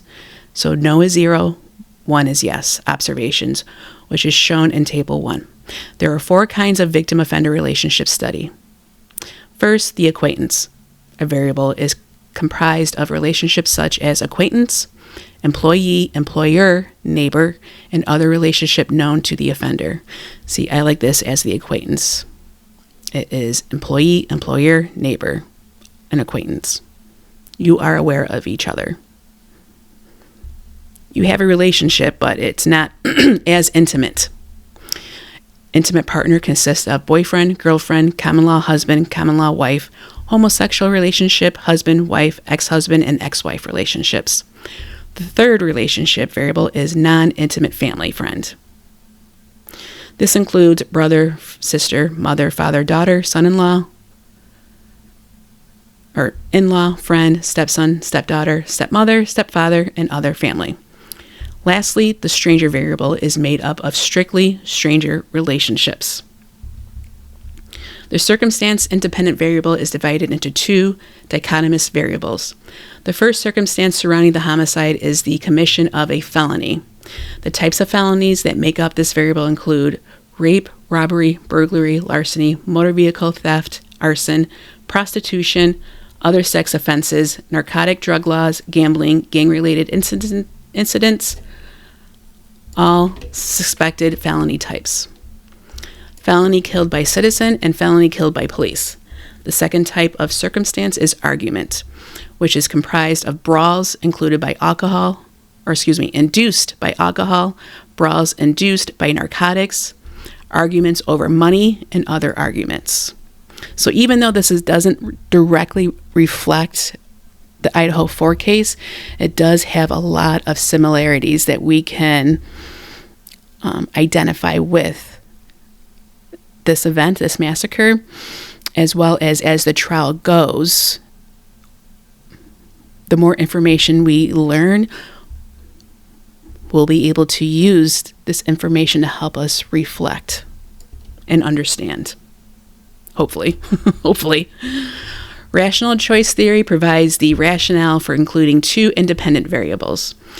Research cannot focus on one variable as the sole influence on offender weapon choice. Yes. To understand why an offender chooses a certain weapon to use in a homicide depends on the type of relationship with the victim and the circumstance of the event. The offender's decision to use more lethal weapons will be based on the level of relationship with the victim and the magnitude of the situation.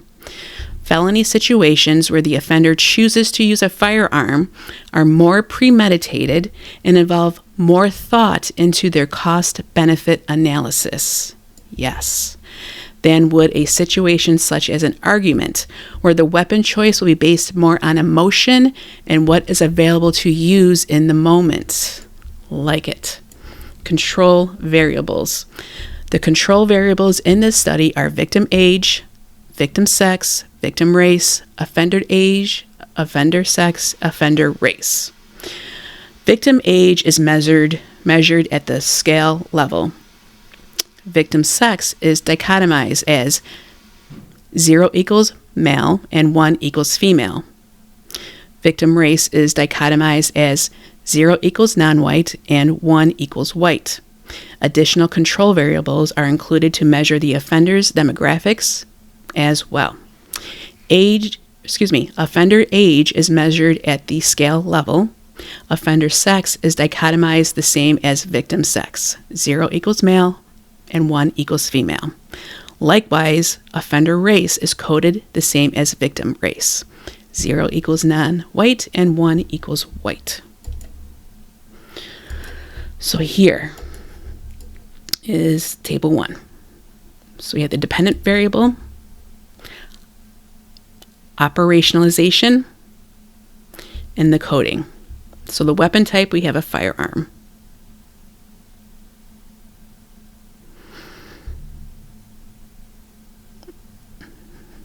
One is firearm. We have knife, blunt object, and personal weapon. Here we have the independent variables. So we have the relationship, which is acquaintance, intimate partner, non-intimate family, friend, and stranger. The operationalization is the relationship between the victim and offender. So here we have 1 as the acquaintance and through. We have the circumstance, which is felony or argument, and then the circumstance of the event surrounding the homicide. And then we have our control variables, which we just went through.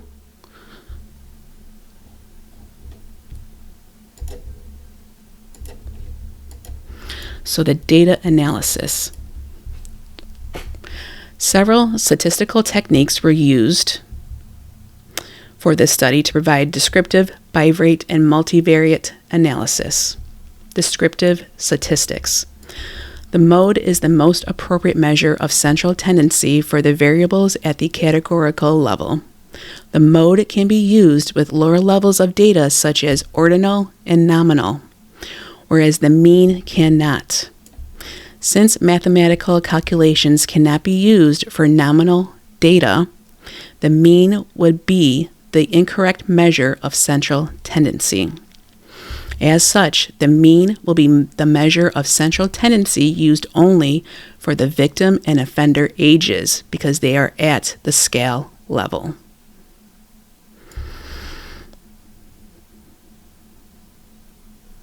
Bivariate analysis.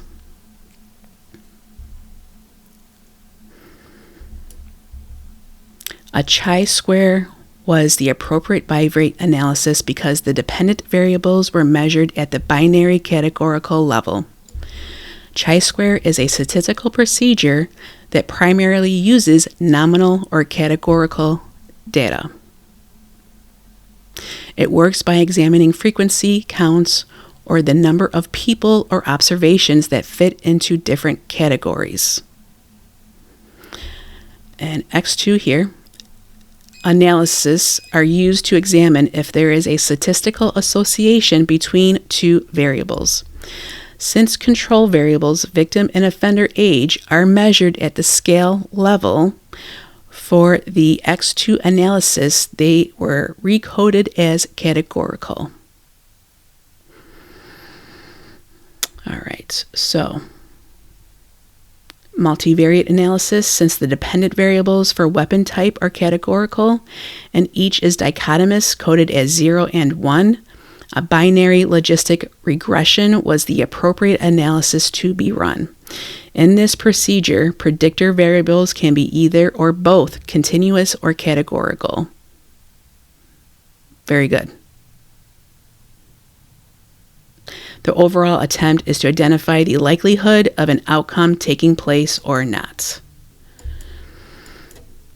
Keeping it simple, but oh my gosh.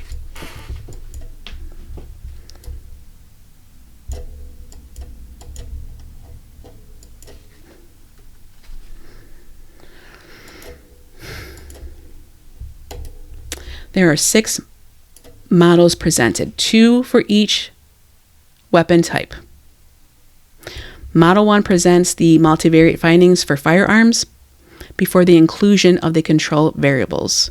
And Model 2 presents findings for firearms with the effects of the control variables considered. Model 3 offers findings for knife, blunt objects before the control variables were considered. And Model 4 includes the effects of the control variables for knife, blunt objects. Model 5 displays the results for personal weapons before the control variables were considered. Model 6 offers the findings for personal weapons with the effects of the control variables. Significant level. Based on previous literature, the p-value was set at 0.05, meaning that there is a 5% chance that the results are due to chance. Very good. This chapter presents the research design, research question, the data source, the variables in the study, and the appropriate data analysis. The next chapter will present the findings for this research study. Results. This chapter examines the findings presented from the statistical analysis between the dependent variable, weapon type, and the independent variables, victim-offender relationship, and circumstance of the event. The chapter opens with a discussion of the descriptive statistics, followed by the chi-square test, and concluding with the binary logistic regression. Okay. Descriptive statistics. Table 2 provides an overview of the variables used in the statistical analysis. The weapon type that is used the most in the study sample is firearms, 69.2%. The remaining weapon type percentages are as follows. Knife, blunt object is 23.1%, and personal weapons is 7.7%. The independent variable for victim-offender relationship type observes acquaintance relationships the most, 33.5%, followed by stranger relationships with 32.4%. The non-intimate family friend variable holds 15.7% of the sample, and intimate partner make up 18.3%. The second independent variable for event circumstance is made up mostly of homicides committed as a result of an argument, 61.5%. Homicides that were committed during the commission of a felony result in 38.5% of the sample. So, I like this particular study because it does break it down. We did hear an argument at 13:30, hearing both Xana and Ethan name several times along with others. So they were both there. And we see here, in regards to the event of circumstance, is made up mostly of homicides committed as a result of an argument, 61.5%. And then homicides that were committed during the commission of a felony results in 38.5% of the sample. It'll be interested to know more about Madison Mogen.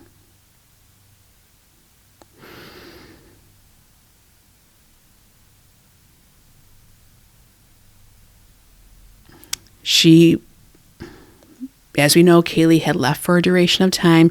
We are learning more that their relationship had a strain at the time.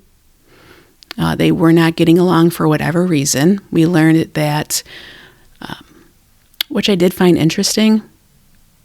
And now that I'm hearing about this and thinking about it, learning about Maddie going to Vegas to be part of Olivia's wedding and how Kaylee did not want her to be there.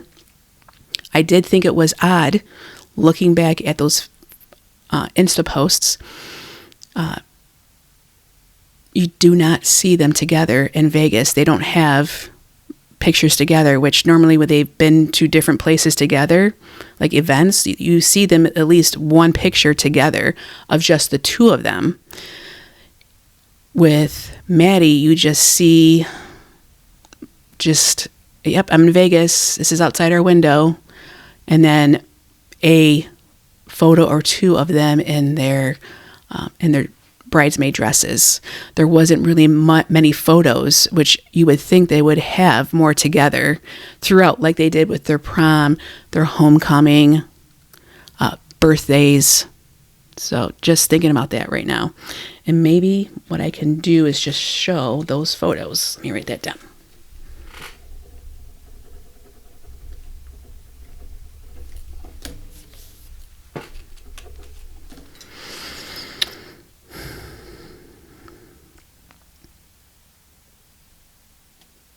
So the first control variable, victim age, has a mean of 36.96 years old. So that's the average. The second control variable, victim sex, is observed as female 23.1% and male 76.9%. So these are victims. Descriptive statistics for victim race are non-white, which is 46%, and white is 54%. The average offender age in this study is 33.27, so close to age to the victim, years old. Like victim sex, the descriptive for offender sex followed the same trend. Males are the most common offenders with 91.4%, and female offenders in 8.6% of the cases.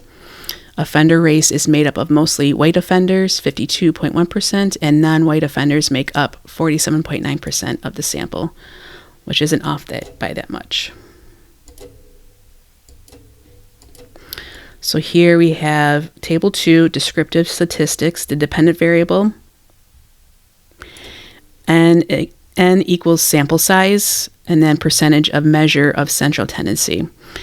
So firearm, which is 2,803, and that's 69.2% of this sample size.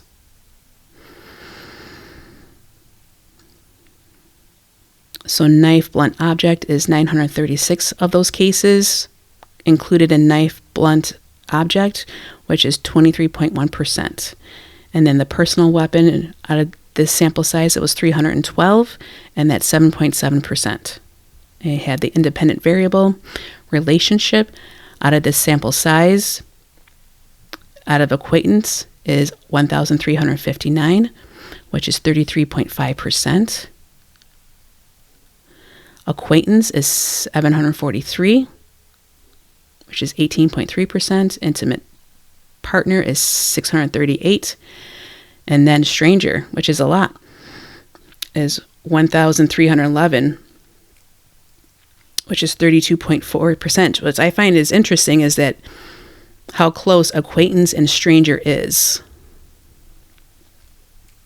It's like 1.1% of a difference, which makes me think how much of a stranger were they to the victim, and was the victim aware of how, if they were an acquaintance or a stranger. For example, in regards to this case, just thinking about Maddie and Zana with Ann Burgess, how she said, they were working in a restaurant, and how that changes their social status and also makes them more involved in the community than they would be just part of, the college, university, and being part of the sorority. Now you're in the community, you're meeting everyday people outside of the university, as well as neighboring state, meaning Washington State University. So now you're having that kind of crossover. So it could be a stranger to them because it's just someone they wait on a table with, so on and so forth. But at the same time, it could be pretty close as an acquaintance, because if you worked in restaurants, you have your regulars, and you know people that come in on a weekly basis, bi-weekly basis, depending on their age. A lot of the people between the ages of 55 and older tend to like those early bird specials, and they come out they're out every day because they get a decent meal that's like home cooked, that's great ingredients depending on where you go, and that's enough for you to eat then and then have something for the next day. Or just even for single people who work, they have takeout, so on and so forth. So just thinking about their relationship with Maddie and Zainab working at the restaurant. Now, Kaylee worked in a coffee shop, Jitters, for a duration of time. We did discuss that a little bit. So she would also have her regulars as well. A little bit different of a scenario because, they come in for coffee, they get their coffee, they say hi, bye, they say their order. It all depends if they sit in there and they're doing their own work, so on and so forth. Whereas when you are waiting on tables, it becomes more of like a fast relationship, so to speak. You have more of a connection, you talk more, you're a bit more involved with that table. So just putting my own little spin on that because I have worked in many restaurants. Coffee shops was something a little bit more in the, I want to say, well, definitely out west, because Starbucks started off in Seattle, and coffee is a very big culture out west. It is here in the Northeast, but I want to say not as much as it is out west. So when it comes to coffee shops, that was kind of something that happened in the late 90s, early 2000s, where that became more popular, more aware. If you wanted coffee, you went to like the gas station, or you got a to-go at a local restaurant. And fun fact, to-go is a very much a American culture. You go overseas or even up north in Canada. Yes, there's Tim Hortons, but sitting down and having coffee is really part of a lot of cultures. They don't really do to-goes. So the circumstance is felony or argument, and the majority is argument, which is what they said. The control variables, and we went through that already. All right. The bivariate analysis. Table 3 presents the full bivariate findings from the analysis. Interestingly, acquaintance relationships had no significant correlation with any of the weapon types. Additionally, offender age was not statistically significant with the use of knife, and offender sex was not significant with the use of personal weapons. There is not enough statistical evidence to suggest an association between these variables and weapon type. The cross-tabulations between each weapon type and intimate partners, non-intimate family friends, and strangers results in statistically significant findings.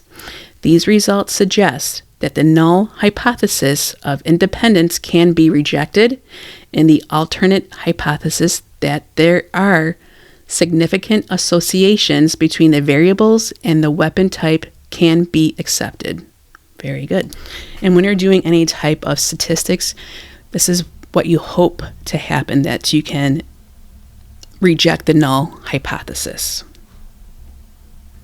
It means you had a successful statistical analysis. So here we go. So here's the independent variable. And we're looking at the relationship, so it's acquaintance. And here it's firearm is 3.16 compared to knife blunt is 2.02, personal weapon is 0.69. So with intimate, firearm is 58.66, Knife blunt object is 44.59, and personal weapon is 7.33. And the asterisk is P is greater than 0.05, which makes it statistically significant. Non-intimate family friends with firearm was the most at 72.99. Then knife blunt object is 43.68, and personal weapon is 18.88.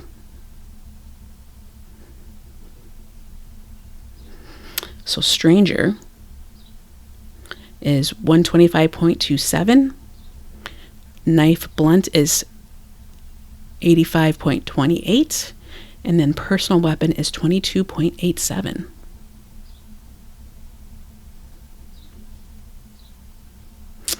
Circumstance, we have felony.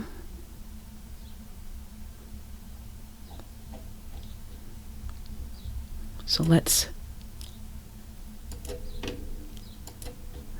see what that means, because I don't know what that means. I don't see percentage, I just see the numbers. I'm not the greatest with those tables sometimes, I will admit that. So, multivariate analysis. Table 4 presents the findings for the binary logistic regression, broken down into 6 models. Model 1 is firearms. Model 2 is firearms with control variables. Model 3 is knife blunt objects. And Model 4 is knife blunt objects with control variables. Model 5 is personal weapons. And Model 6 is personal weapons with control variables. So models 1, 3, and 5 are greatly impacted by the inclusion of control variables. Each regression coefficient, or log odds, is discussed as a percentage during interpretation. So Model 1 displays the findings for firearms. The first independent variable of interest is relationship, with stranger relationship as the reference category. Acquaintance relationships are statistically significant and are 35% less likely to involve the use of a firearm than stranger relationships. A statistically significant relationship at the P level of 0.05 level means that the relationship observed is the sample is likely not by chance and will be observed in the wider population. Intimate relationships are statistically significant and are 78% less likely to use a firearm in a homicide than are strangers.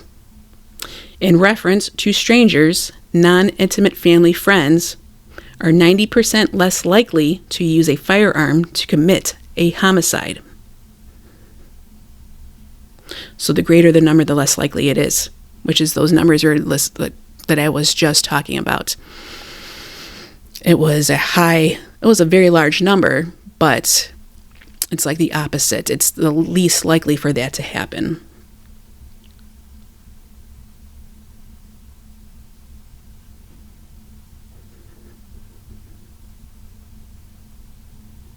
In reference to strangers, non-intimate family friends are 90% less likely to use a firearm to commit a homicide. The second independent variable, circumstance, examines the commission of a felony during the homicide with arguments as the reference category.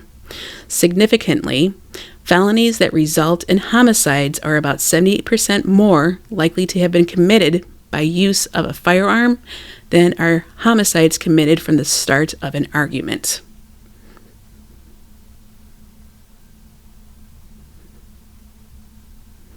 Which makes sense, because if you're having an argument with someone, that's something that's personal to the offender.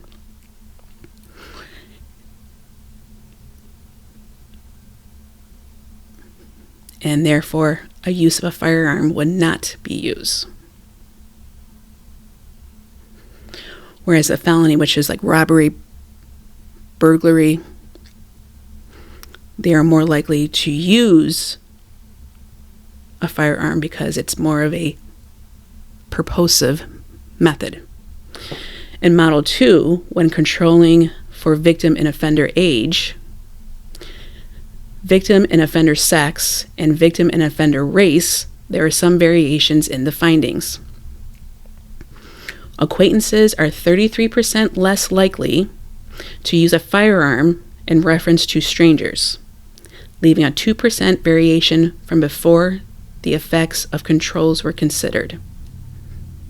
Additionally, intimate partners are not statistically significant at the P level of 0.05 when control variables are added. Non-intimate family friends are 61% less likely than strangers to use firearms, which is about a 30% variation from before the control variables were considered. Also, with the addition of the control variables, firearms are 85% more likely to be used in felonious attacks than during situations of mere arguments, creating a 7% variation, which makes total sense.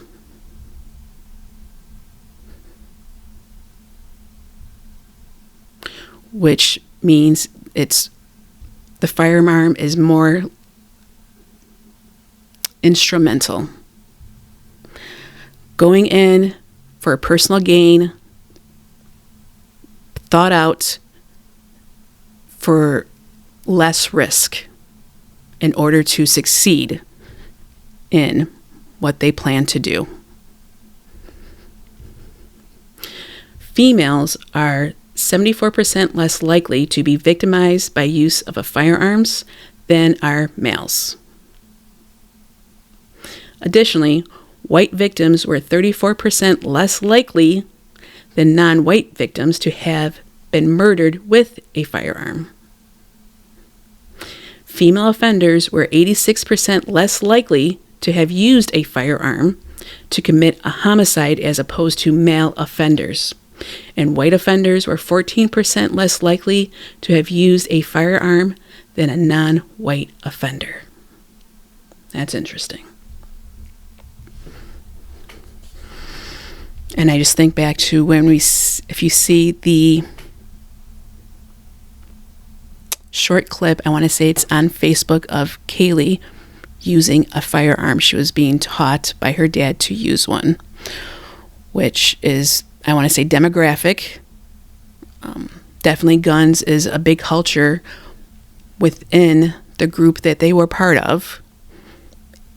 And pertaining to the university, many people, when looking through their socials, guns was very much a part of their day-to-day lives, part of their life within their families, friends, so on and so forth. Personally, yes, I have shot a shotgun, not a handgun. I think a lot of people probably grew up and shot a shotgun. You go out in the country, or you live in the country, you learn how to shoot a gun. Just to learn about guns. I don't know if they really teach about guns anymore, but when I went to school, we were taught about firearms, just about basic safety, about how you don't touch them. If you're at someone's home, make sure you let an adult know. Make sure it's behind a case. Make sure that it's being protected. It's just not out willy-nilly. We were just taught basic fire safety in elementary school, if I recall correctly. Model 3 incorporates the findings from the knife blunt object weapon type. Contrary to the findings on the use of firearm in Model 1, a knife blunt object is more likely to be used on acquaintances, 32% of the time, opposed to strangers. 71% of the time on intimate partners, and 80% of the time on family friends who are not intimate partners. When evaluating circumstances during commission of a felony, homicide offenders are about 76% less likely to use a knife blunt object than in homicides that were started from an argument, which makes total sense, because if you are going in there with the plan to burglarize or to do whatever, you're least likely to have any evidence there to connect you to the crime. Whereas in regards to 1122, many of us were thinking, where the hell is this evidence? Why isn't there any evidence that was left behind, considering it was like a bloodbath? It was huge, gaping wounds, multiple weapons used. And what we know is just, thus far, some DNA underneath Madison Mogen's fingernails, some blood on a glove, which makes total sense, and blood on a railing. And for some reason, if my memory serves me correct, and it really annoyed me hearing Judge Hippler when the defense and Taylor was talking about how the blood on the rail, and he had the audacity to say, well, you don't know if it was that blood is pertaining to, or if it was there before the crime. Unbelievable. Picking and choosing rationality when it helps them out, helps the state out.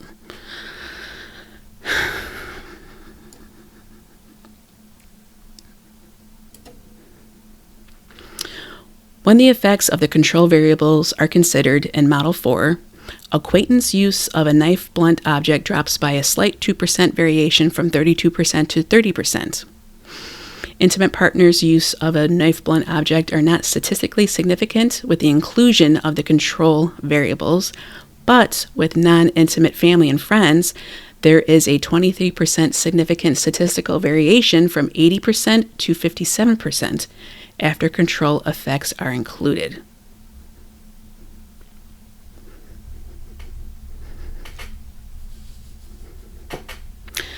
Nonetheless, family and friends still used a knife or blunt object 57% more times than strangers. When focusing on the circumstance of the event, felony offenders are 79% less likely to use knife or blunt object than are offenders who commit homicide prompted by an argument. This is a 3% increase from before the inclusion of the control variables, which makes sense because if you are going for felony type situation, you're least likely to use a knife or a blunt object because you are creating more of a incidence for yourself to be hurt during that interaction. And if you do get hurt, you're going to go to the hospital. And I don't know about the hospitals in Idaho, but in the state of New York, you have to be, well, first of all, you're a mandated reporter.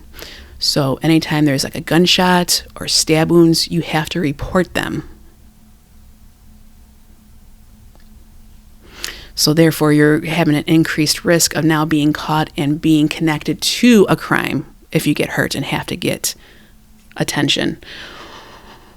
Which I did read in one of these research papers how there's a lot of, I want to say other countries who are almost backtracking on that because what happens then they don't get the help that they need, which that's what the hospital is for. It's to help people who are in need and need to make sure that they get the care that is needed.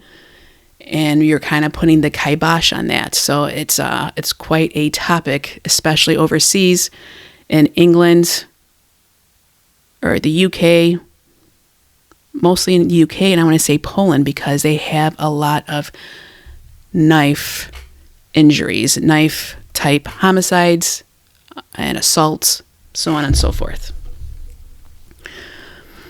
Females were 46% more likely victimized by a knife or blunt object than males, and white victims were 10% more likely victimized by a knife or blunt object than non-white victims. Interestingly, female offenders were 102% more likely to use a knife or blunt object than were male offenders. And white offenders were 25% more likely to use a knife or blunt object than were non-white offenders. Very interesting.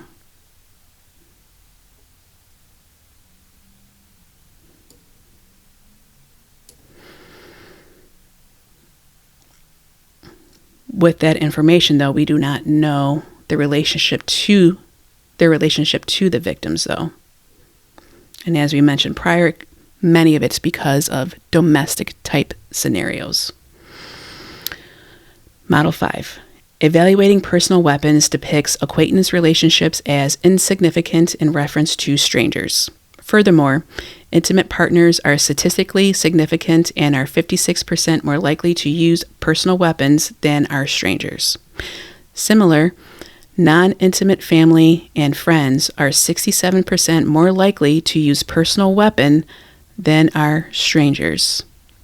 The felony circumstance is also significant. Felony offenders are 48% less likely to commit using a personal weapon than are offenders who have committed homicide as a result of an argument.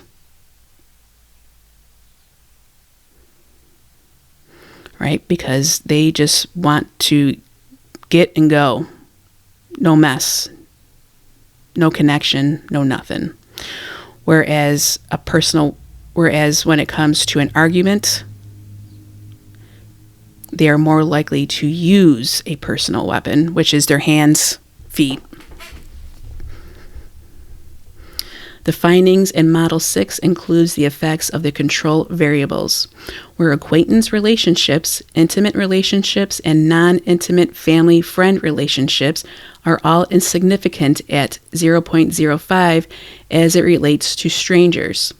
However, those involved in felony circumstances are 55% less likely to use personal weapons, which are those involved in arguments, which is a 7% decrease in variation.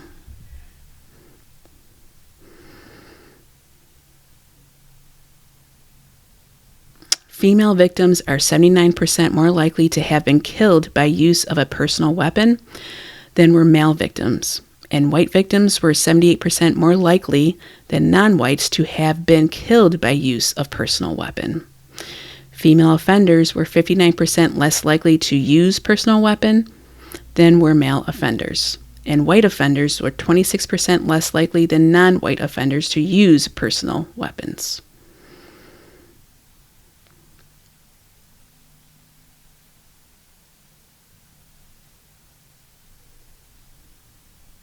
Makes sense.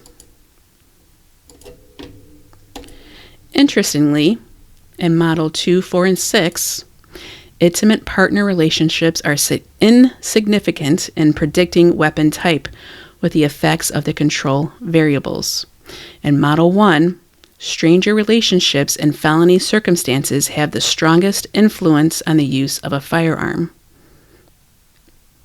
Makes total sense.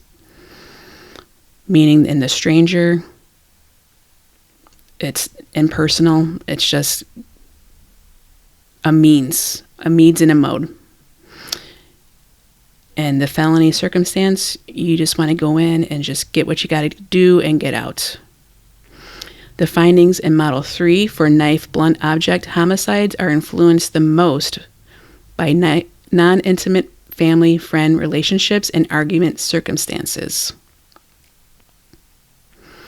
Personal weapons only observed statistical significance in Model 5 before the inclusion of the control variables in for intimate partners and non-intimate family-friend relationships, in which family and friends and argument circumstances had the most influence on personal weapon use. Which we heard in the 1330 Linda Lane. So here is the table 4 that we just went through.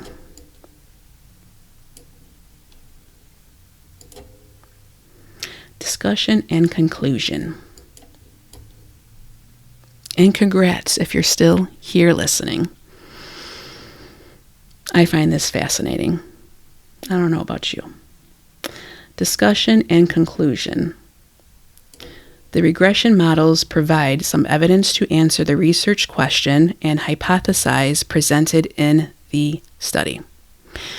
To reiterate, the research question guiding the study is, do the circumstance of the event and victim-offender relationship influence the choice of homicide weapon? Furthermore, the hypothesis infers that if the offender has a prior relationship to the victim, then their likelihood of using more personal weapons increase. The findings reflect similar results as those of Pelletier and Pizarro in 2018.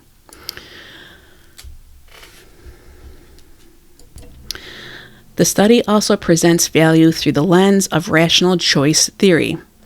Looking first at firearms, strangers were more likely to use firearms and family and friends were least likely to use firearms. Rational choice would suggest that offenders who are unfamiliar with their victims and their victims' capabilities might choose the most lethal weapon possible to maximize their chance at a successful homicide. Makes perfect sense. In addition, felonies constituted the greater use of firearms as opposed to homicides sparked by arguments. In this case, rational choice would suggest that there is a decision-making process on the offender's part to actually bring a gun to the scene. In the case where the preceding felony presents potential or perceived threat, the knife and blunt object weapon type further affirms rational choice theory in that although intimate partner relationships were not statistically significant after the addition of control variables, the non-intimate family and friends relationships provided credence. Family and friends were much more likely to use a knife or blunt object than were strangers.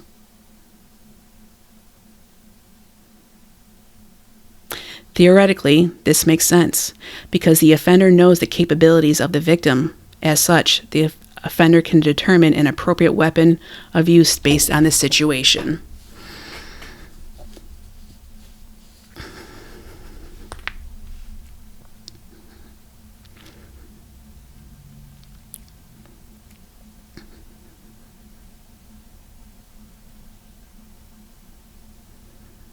So family and friends were much more likely to use knife or blunt object than were strangers.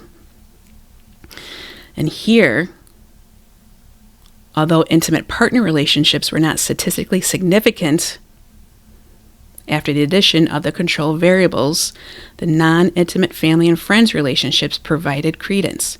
Family and friends were much more likely to use a knife or blunt object than were strangers. Interesting.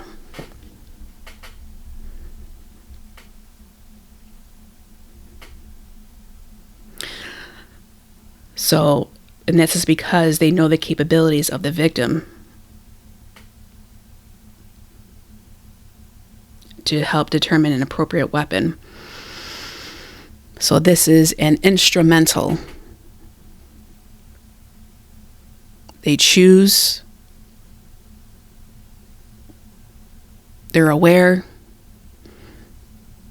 they have a personal gain or a goal,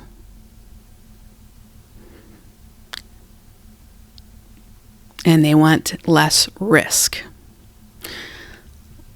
Less risk can mean several things, as in with a firearm committing a felony, less risk of leaving any evidence behind, therefore you're not connected to the crime.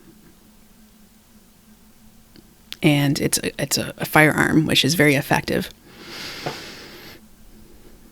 And it's impersonal. Whereas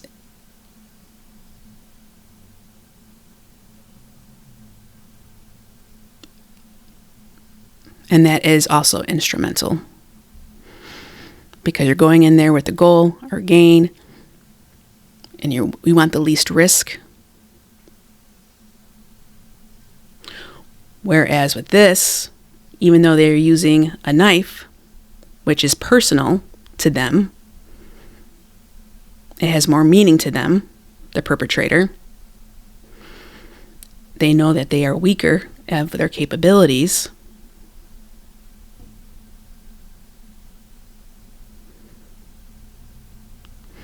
Granted, they'll leave some type of evidence behind, but for whatever reason, that's not a risk for them, which is interesting.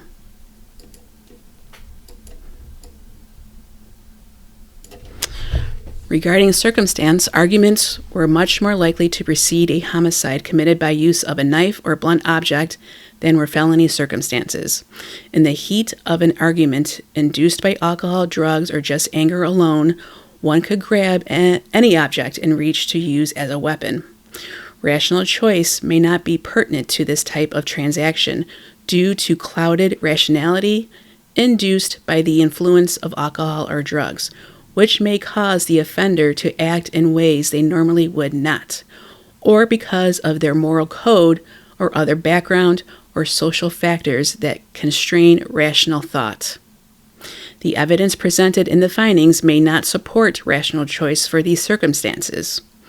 One very interesting finding that must be mentioned is that females were much more likely to use a knife or blunt object than males. This is potentially due to a self-defense situation where they were likely to grab anything in reach to protect themselves. The use of personal weapons was not statistically significant for any relationship type after the control variables were considered. In looking at victim-offender relationships before the consideration of control variables, family and friends were the most likely relationship to use personal weapons, and arguments were more likely to have preceded a personal weapon murder, which is hands or feet. These homicides are committed either as reactive emotional response or because the offender knows that they would be successful using their hands or feet based on their familiarity with the victim.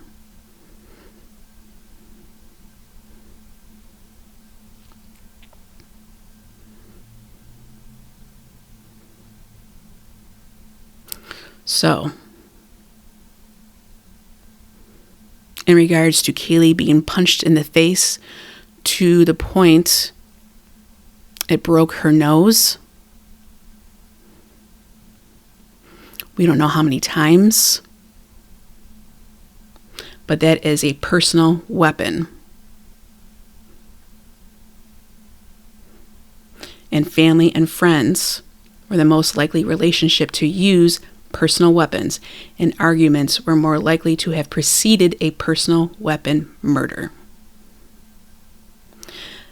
These homicides are committed either as a reactive response, emotional reactive response, or because the offender knows that they would be successful using their hands or feet based on their familiarity with the victim.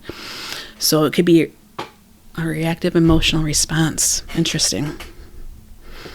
I was also just thinking that when she may, theoretically, if she went in to see what was going on in Maddie's room because she heard what was going on, that would just be a response on the perpetrator.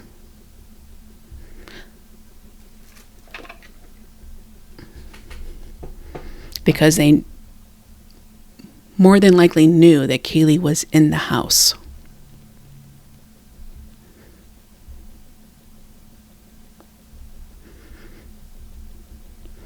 As a result of the findings, one can infer that the use of firearms constitutes the most effort into the decision-making process and perhaps the highest level of rational thinking. These offenders use the most lethal weapon to guarantee their success against a victim who may or may not be physically stronger than them. These offenders also act from a distance, therefore decreasing their chance to be harmed during any circumstance. Offenders who act with a knife, blunt object, or personal weapons perhaps have a quicker decision-making process and clouded or limited rationality, which may cause them to act in an emotional, reactive way of which they would not have acted in under different circumstances. The research question presented could be confidently answered in that victim-offender relationships and the circumstances of the event influence the type of weapon used in a homicide. The hypothesis could be accepted with caution. There is a clear distinction between stranger relationships' likelihood to use firearms and family and friends' likelihood to use a handheld weapon.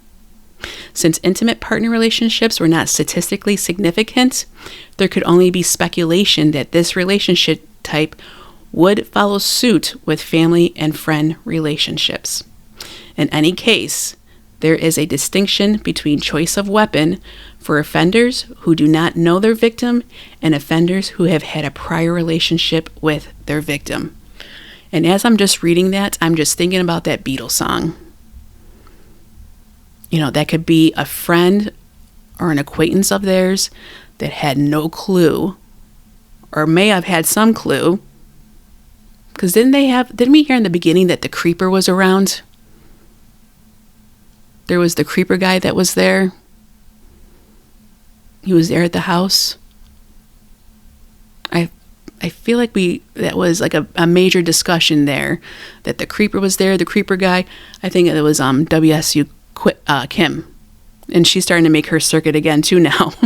She's making her circulations again. Everything's becoming cyclical. But she had mentioned that there was a party there that night and that the creeper guy was there. So listening to that song by the Beatles and having the creeper there, it sends me chills. And I have had a few creepers in my life, and especially more working in restaurants now I think about it. There used to be certain weirdos that would come in. They just knew when I worked, and they would just sit there and just stare. And it was so uncomfortable and so weird. And, you know, these are mom and pop shops, and they don't care about their servers. They don't care about who you are. And when you tell them, they're just like, well, it's a paying customer. You know, that's what we hear. Oh, it's a paying customer. And it's like, oh my gosh, I'm your employer is not worth, you know, the $5 coffee that they're sitting there and their $5 breakfast. Like, what the hell? But that's capitalism for you. Limitations and direction for future research. The first limitation that is observed in the study is that the cross-sectional design focuses on data only from 2016. If the study were to have a longitudinal design where the data were collected over a span of years, potential developments or changes would be observed. Additionally, since the present study is using secondary data, there were limited variables that were provided in the original dataset. In other words, there are many other variables that could be controlled for, but were not considered in the original dataset. A third limitation is that the data collected by the FBI UCR is arrest data. This means that some of the offenders included in the study could have been acquitted in court and had nothing to actually do with the homicide. And this is what I was talking about earlier, about the information that we receive from the officers. Did they complete their investigation thoroughly? And there you go. They definitely, very good of this person who did this thesis, actually used as a limitation, being aware that that does happen. Another limitation was observed in the results section. The bivariate insignificance of the acquaintance-victim-offender relationship could be due to the ambiguity of what is considered an acquaintance. Yes, we mentioned that earlier. There is always a need for further research regarding any topic. One suggestion is to focus on homicide locations to determine if homicide weapon types vary across different areas of the city, state, and country, which I hit on that a little bit. The present study did not focus on location, but this is an interesting variable that could produce significant implications.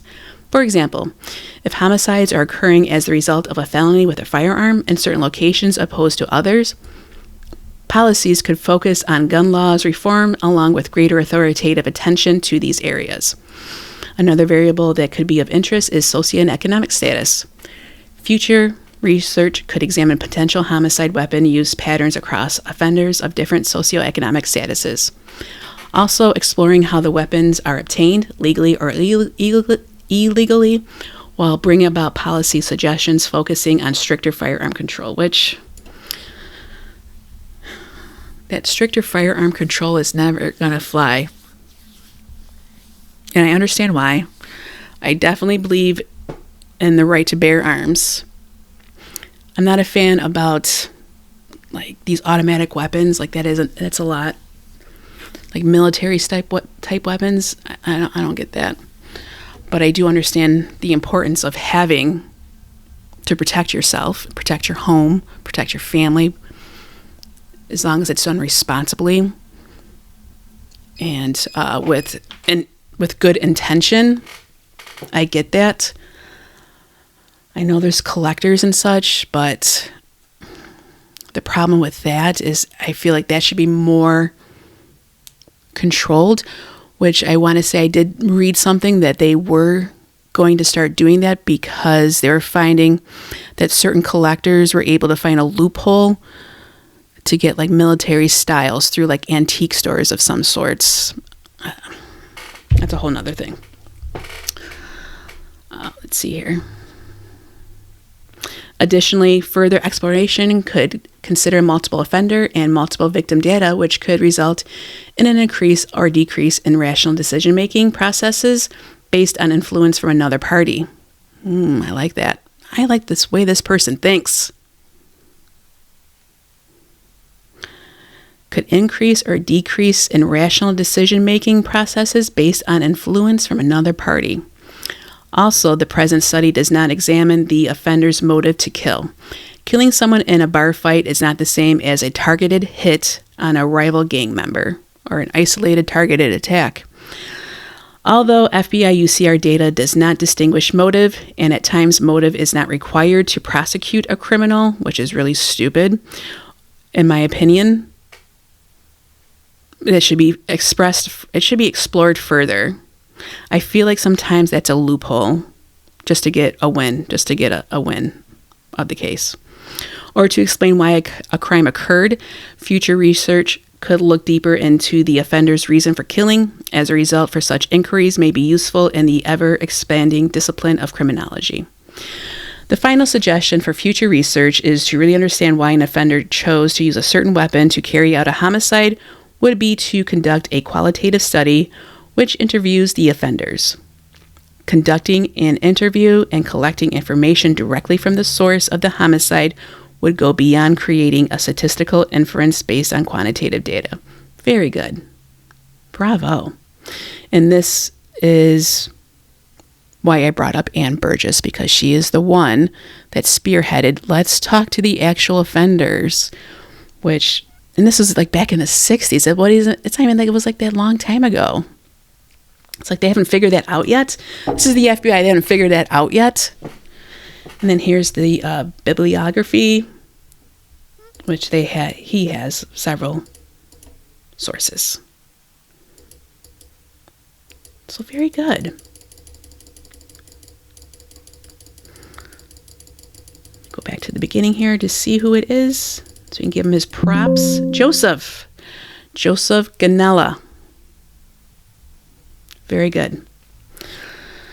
So we're at 2 hours and 47 minutes. Maybe I'll just hit a little bit of the...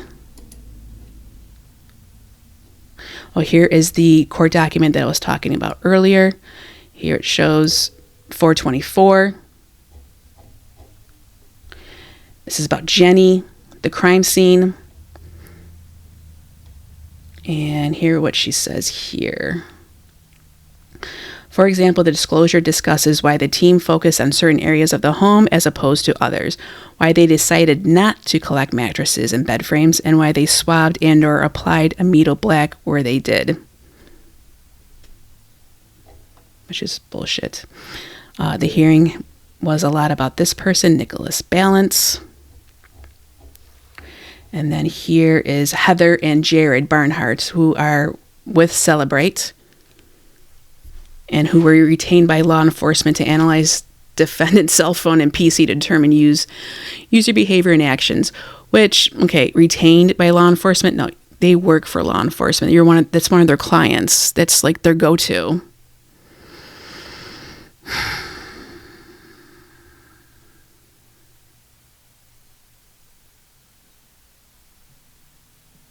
So I wonder if with Ian Whiffen and his explanation about the cell phone location, how it looks like the phone was in the home. So here he also explains that the location of device is best estimated by the initial cell site versus the handoff cell site.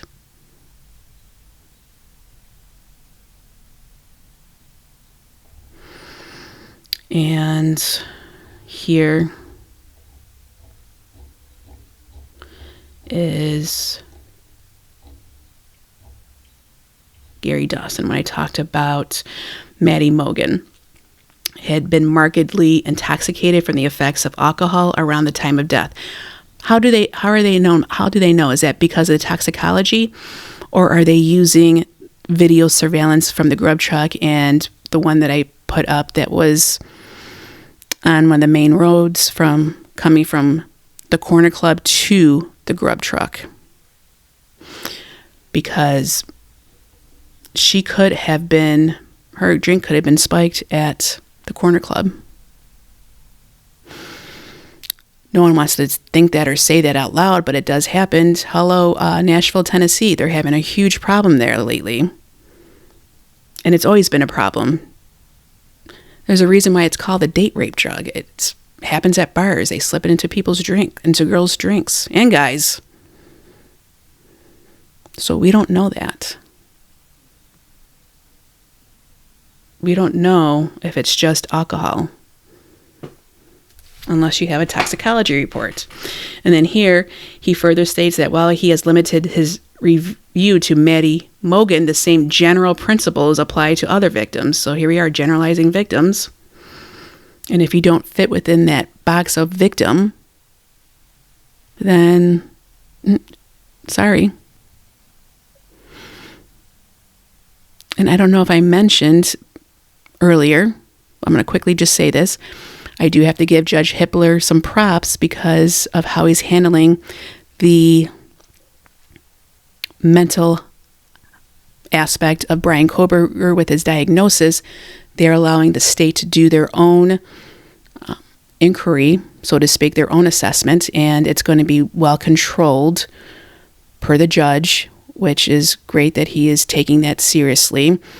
But it's unfortunate because the defendant doesn't have the ability to check to see if that is his actual DNA that was found at the scene of the crime.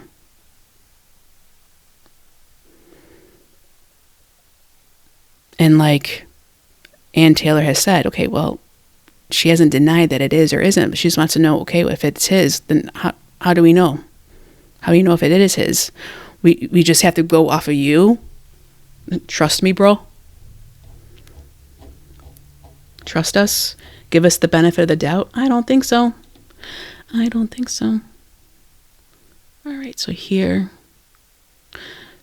some more about expressiveness of homicide crime scene behaviors. Let's see here. This one is, I really thought about doing this one. An examination of body disposal patterns in sexual and non-sexual homicides. This talks about right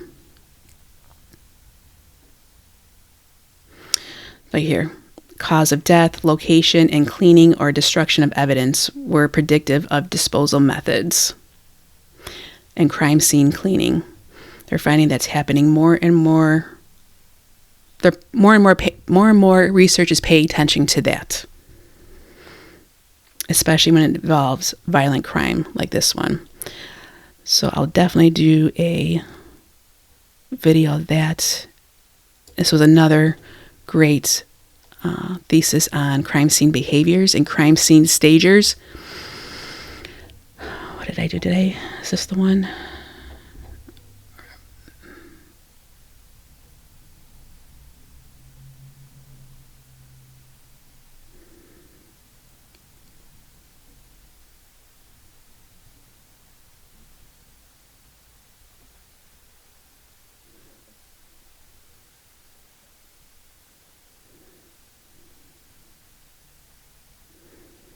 So this is the one right here.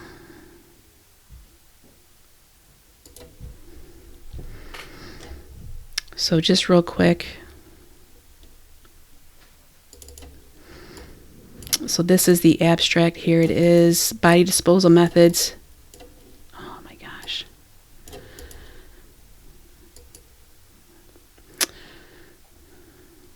Complicate homicide investigations. Obscuring links between both demographic factors and crime scene behaviors. This study is a comprehensive empirical assessment of offender and victim demographics alongside crime scene behaviors in relation to body disposal methods in homicides. This was done through the examination of 326 homicide cases involving 403 offenders and 334 victims through regression analysis. Key findings revealed significant associations between body disposal methods and factors such as victim gender, substance use by victims and offenders prior sexual offense records. Additionally, the cause of death, location, and cleaning or destruction of evidence were predictive of disposal methods taking place. Notable, the presence of sexual elements appeared to influence only a small number of factors, being victim gender and crime scene cleaning. These results suggest enhanced investigative training on recognizing crime scene and victim characteristics may aid in refining investigative approaches and hypotheses. The findings also suggest that distinguishing between sexual and non-sexual homicides may not be crucial, allowing for more streamlined investigations and better resource allocation. This research advocates for interdisciplinary collaboration to improve investigative accuracy, highlighting the pivotal role of understanding the interconnectedness of behaviors and understanding body disposal. Which I really like this, this is a sexual homicide. No, this is a non-sexual homicide because I hate to say it, but I feel like this gives them an out. It always seems like police officers are trying to find an out. Okay, case closed, done. Now we're done. We're out of it. You know, you have to have a connection to your work in order to be able to do it correctly.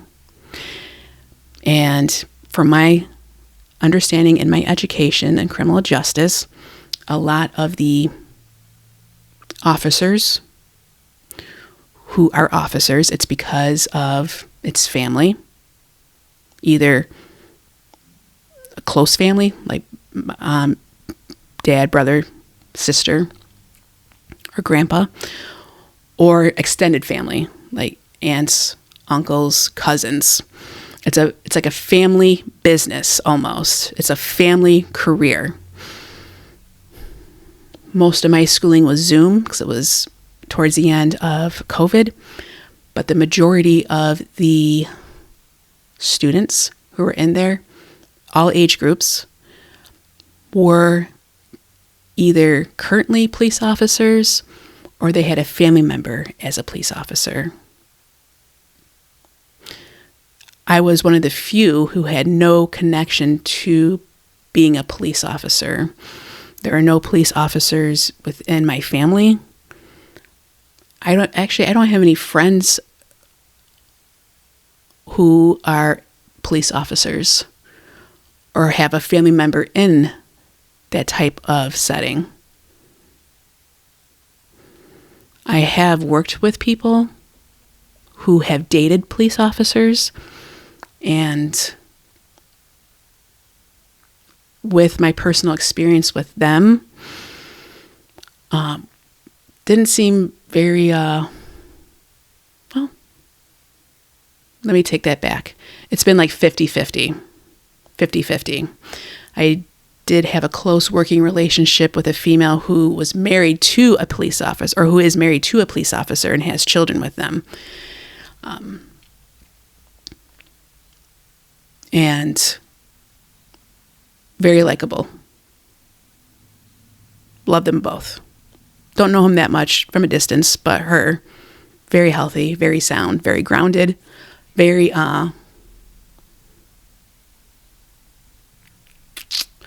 what's the word I'm looking for? Motivated and furthering her education. And not having any pushback about that at all. Like, she's allowed to do what she wants to do. So, and her husband, he's not part of that whole culture, I want to say. He kind of likes to stay out of it and does extra things. For example, like scuba diving, does those type of things. So it's been 50-50 in my experience of people who I have known who are dated or have married police officers. So, with that being said, it seems to be more of a culture, like it's within the family, and this is what we just do. We're just police officers. I'm hoping more and more people will be within this whole detective area that's about the community, and that they are being respectful of the victims as well as the community, because those people are still out there. If you convict someone, okay, great, congratulations, you convicted someone, which it looks like it's not that hard because everything's getting fudged around and moved around, and the rules change all the time, which is very scary. It's very scary. So this is 26 pages. And I'll just read a little bit. Investigations of violent crime often involve multifaceted approaches that rely on a combination of tools, one of which is offender profiling. By assessing crime scene behaviors and victim characteristics, investigators may uncover clues related to offender characteristics, acquire better understanding of the crime scene, and/or identify crime scene behaviors that increase the probability of other behaviors taking place, all of which can be helpful for resolving investigations. This is particularly notable in the case of sexual homicide, a form of homicide characterized by the presence of sexual behavior or motivation before, during, or after the killing of a victim. Despite accounting for only approximately 30% of the homicides, sexual homicides receive a disproportionate amount of focus within the literature and public discourse. However, as noted by Bogard, because of the low rate of sexual homicides, the likelihood of any given detective, even in specialized units, working on more than 10 sexual homicides throughout their career is low. Very interesting. This could be the reason why, which we have learned through the Gospel of J. Edgar Hoover, who started the whole stranger danger, which came around the whole sexual deviance, which could be why so much information is focused around that, which could be why more funds can be given to these departments to help with funding. Doesn't necessarily mean that that was the focus. It could be just a way for them to get money, unfortunately. So here, right here, such as deliberate rearranging of crime scene or victim to hide evidence or misdirect investigations. Body disposal is not uncommon, with literature consistently finding offenders move or conceal victims' bodies in around 1/5 of all homicides. However, this does vary. This proportion increases when examining sexual homicides alone. For example, Chai et al. Reported 30.8% of sexual homicides in their sample were moved from where the killing took place. The most common forms of body disposal methods involve body movement and body concealment. Body movement refers to the shifting of a body from its original location after death. This has a number of implications. Moving a body can disturb evidence at the crime scene, such as blood splatter composition or trace evidence, as well as impact upon the condition of the body when discovered, which we learned that the front door was wide open, which many people believed it was done purposefully to alter the body decomposition,